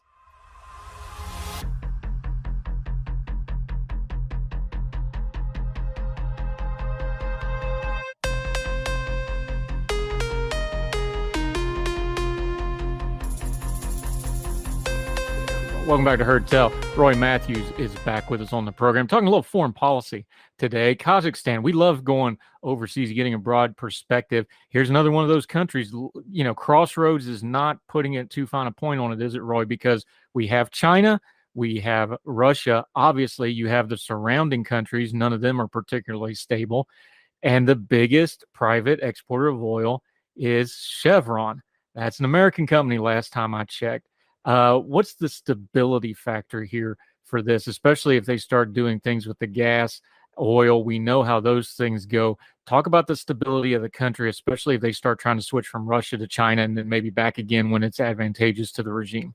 Certainly. So the Kazakh elites are very much interested in more Chinese investment. They understand that it's ultimately going to hit their bottom line if Tokayev decides to anger the Russians, and the Russians can shut off pipeline routes through Russia that take their oil to market. However, the ordinary Kazakhs have demonstrated, protested, and even rioted over additional Chinese projects in their country. There were protests, obviously, over the 2018 whistleblower that used to teach in the Uyghur concentration camps in China. This was a teacher who was an ethnic Kazakh who came to the press and who really sort of exposed the sterilization, the torture, and the cultural genocide that's happening in these Chinese concentration camps. And ordinary Kazakhs have protested against a scheme by the Kazakh government to allow Chinese investors and sometimes Chinese citizens to buy up large swaths of arable land in Kazakhstan, which is a huge issue because Kazakhstan sits on a steppe. It's very dry, it's very arid, and it has a very cold winter. And so the Kazakh people worry about their own ability to provide food for themselves, whereas if the Chinese were to buy it, they're scared that the food will just be shipped to China. Yeah, and it's not just they have the largest diaspora of the Uyghurs coming out of China, both refugees and just naturally, because this is a mix of, like you said, Turkish steppe type peoples. There's a lot of different ethnic groups, even inside the ethnic groups here. A bigger picture a little bit, because you have these. Look, these folks aren't dumb. They see what's going on in Sri Lanka. They see what's going on in other parts of the world with China. It's not just culturally, is it? They're worried about self-identity and national sovereignty when it comes to taking this Chinese money, because everybody got a cell phone, even in Kazakhstan now, and they're seeing like, wait a minute, it comes with stuff on the back ends if we don't make good on our part of it. No, absolutely. You couldn't have said it better. And it's good that you brought up Sri Lanka, because that's one of the biggest examples of the Chinese using debt traps to seize control of strategic as well as economically beneficial ports. There is a port in Sri Lanka that was built completely with Chinese money, Chinese construction workers, Chinese materials. And when the Sri Lankans could not pay for it, the Chinese just seized it. Now they have control of both a military base and a port. So the Kazakhs sort of look at another example of factory relocations. The Chinese have attempted to relocate a lot of their heavy manufacturing, agricultural, and industrial factories away from China and into Kazakhstan. And most of the Kazakhs don't want that because they see those bringing in a lot of Chinese workers. And what people need to understand is when China goes and invests in these places, they're not necessarily hiring the local population. The Kazakhs can sort of make up support industries or have very limited roles in economies surrounding these large complexes, but it's mainly Han Chinese workers. And and those cultures do clash. There is a lot of historical animosity there. And it makes a lot of the ordinary Kazakhs very, very nervous about different Chinese investment schemes in Kazakhstan. Yeah, Roy Matthews joining us. Okay. All of that said, all that history, all that culture, all that politics we just went through, you argue in your piece, International Politics Digest, that if we had a coherent foreign policy, there would be an opening here for America or maybe the broader West, maybe Europe, to get a foothold of support here. Run us down the list. Pitch it to us like you were selling it to the EU. Why should they, or America, why should they step in here and try to fill the power vacuum away from Putin and make Kazakhstan more of an ally? Well, first off, I keep going back to oil and gas. You mentioned Chevron and American oil companies. Chevron and other American oil companies have been involved in Kazakhstan since its independence in the 1990s. They know that there's massive oil and gas deposits in the country, and they've reaped enormous profit from building facilities, building refineries, and facilitating the transport of those resources. The U.S. has an opportunity here to make some money and promote U.S. investment instead of the alternative, which is Chinese and Russian investment, and also help supply Europe, which is now being subject to Russian geostrategic pressure via their own gas deposits, as a way for Europe to get a good source of energy without having to go through Russia. So we already have a good strategic foothold through Chevron, through all these oil and gas companies. But the Kazakh leadership needs to know that there's some other party out there that would be willing to invest and develop this economy. And in terms of Chinese investment, with a lot of strings attached and a cultural genocide happening that will not mesh well with the local populace, and Russia, which is actively attacking their economy right now, U.S. investment looks very, very appealing for Kazakhstan. But the biggest barrier to that is, I have a good quote from one of the articles I cited, is we don't really pay attention to Central Asia. One of these articles that I cited, this is an entrepreneur in Kazakhstan who was looking for Chinese investment for a wind energy project. And he says, quote, "We traveled to the United States a few times, but when the first question was, quote, where is Kazakhstan? You understand they're not going to give you the money," end quote. And that's from a piece that I cited in my essay. So it's very much just a lack of awareness, a lack of what Kazakhstan could do for us. That's really holding the U.S. response back. Yeah, I think we get a little obsessed with more of the superpowers dealing with China, dealing with Russia. Not that we shouldn't. There's a lot of other things going on in the world. You can start clobbering 3 or 4 or 5 of those countries together, and you start getting kind of close. It's just we're just in that period where our country just isn't paying attention overseas. It's going to bite us in the butt one of these days, I'm sure. Roy Matthews, this is great stuff. I hope people learned a little bit more about this region. If nothing else, maybe they'll know that they need to pay attention to this going forward when the headlines pop up, either overseas media. Let folks know where they can follow you until we get you back again, my friend. What you normally do, because you don't always do foreign policy, you're usually off on other things. Let folks know where they can follow you and what you got going on, my friend. Sure. You could follow me on Twitter at yaboy_Roy98, and with a Y in yaboy. And you can also find me on LinkedIn and through the Young Voices talent page if you want to see any other articles or media appearances that I've made. Yeah, you do good work, my friend. It's great talking to you again. Let's do it again real soon. Let us know when you got something coming out, and we'll be happy to hash it out here on Heard Tell. All right. Thank you. I appreciate it. Thanks, buddy.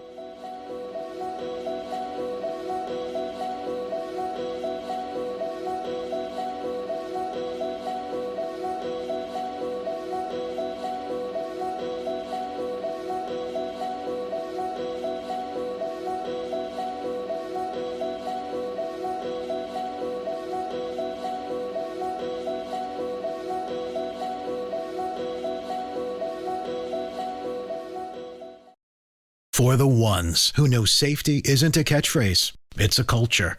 And the ones who help make sure everyone makes it home safe. For the safety-minded who watch everyone's backs, Grainger offers supplies and solutions for every industry, as well as safety assessments and training to keep your facilities safe and your people safer. Call, click Grainger.com, or just stop by. Grainger, for the ones who get it done.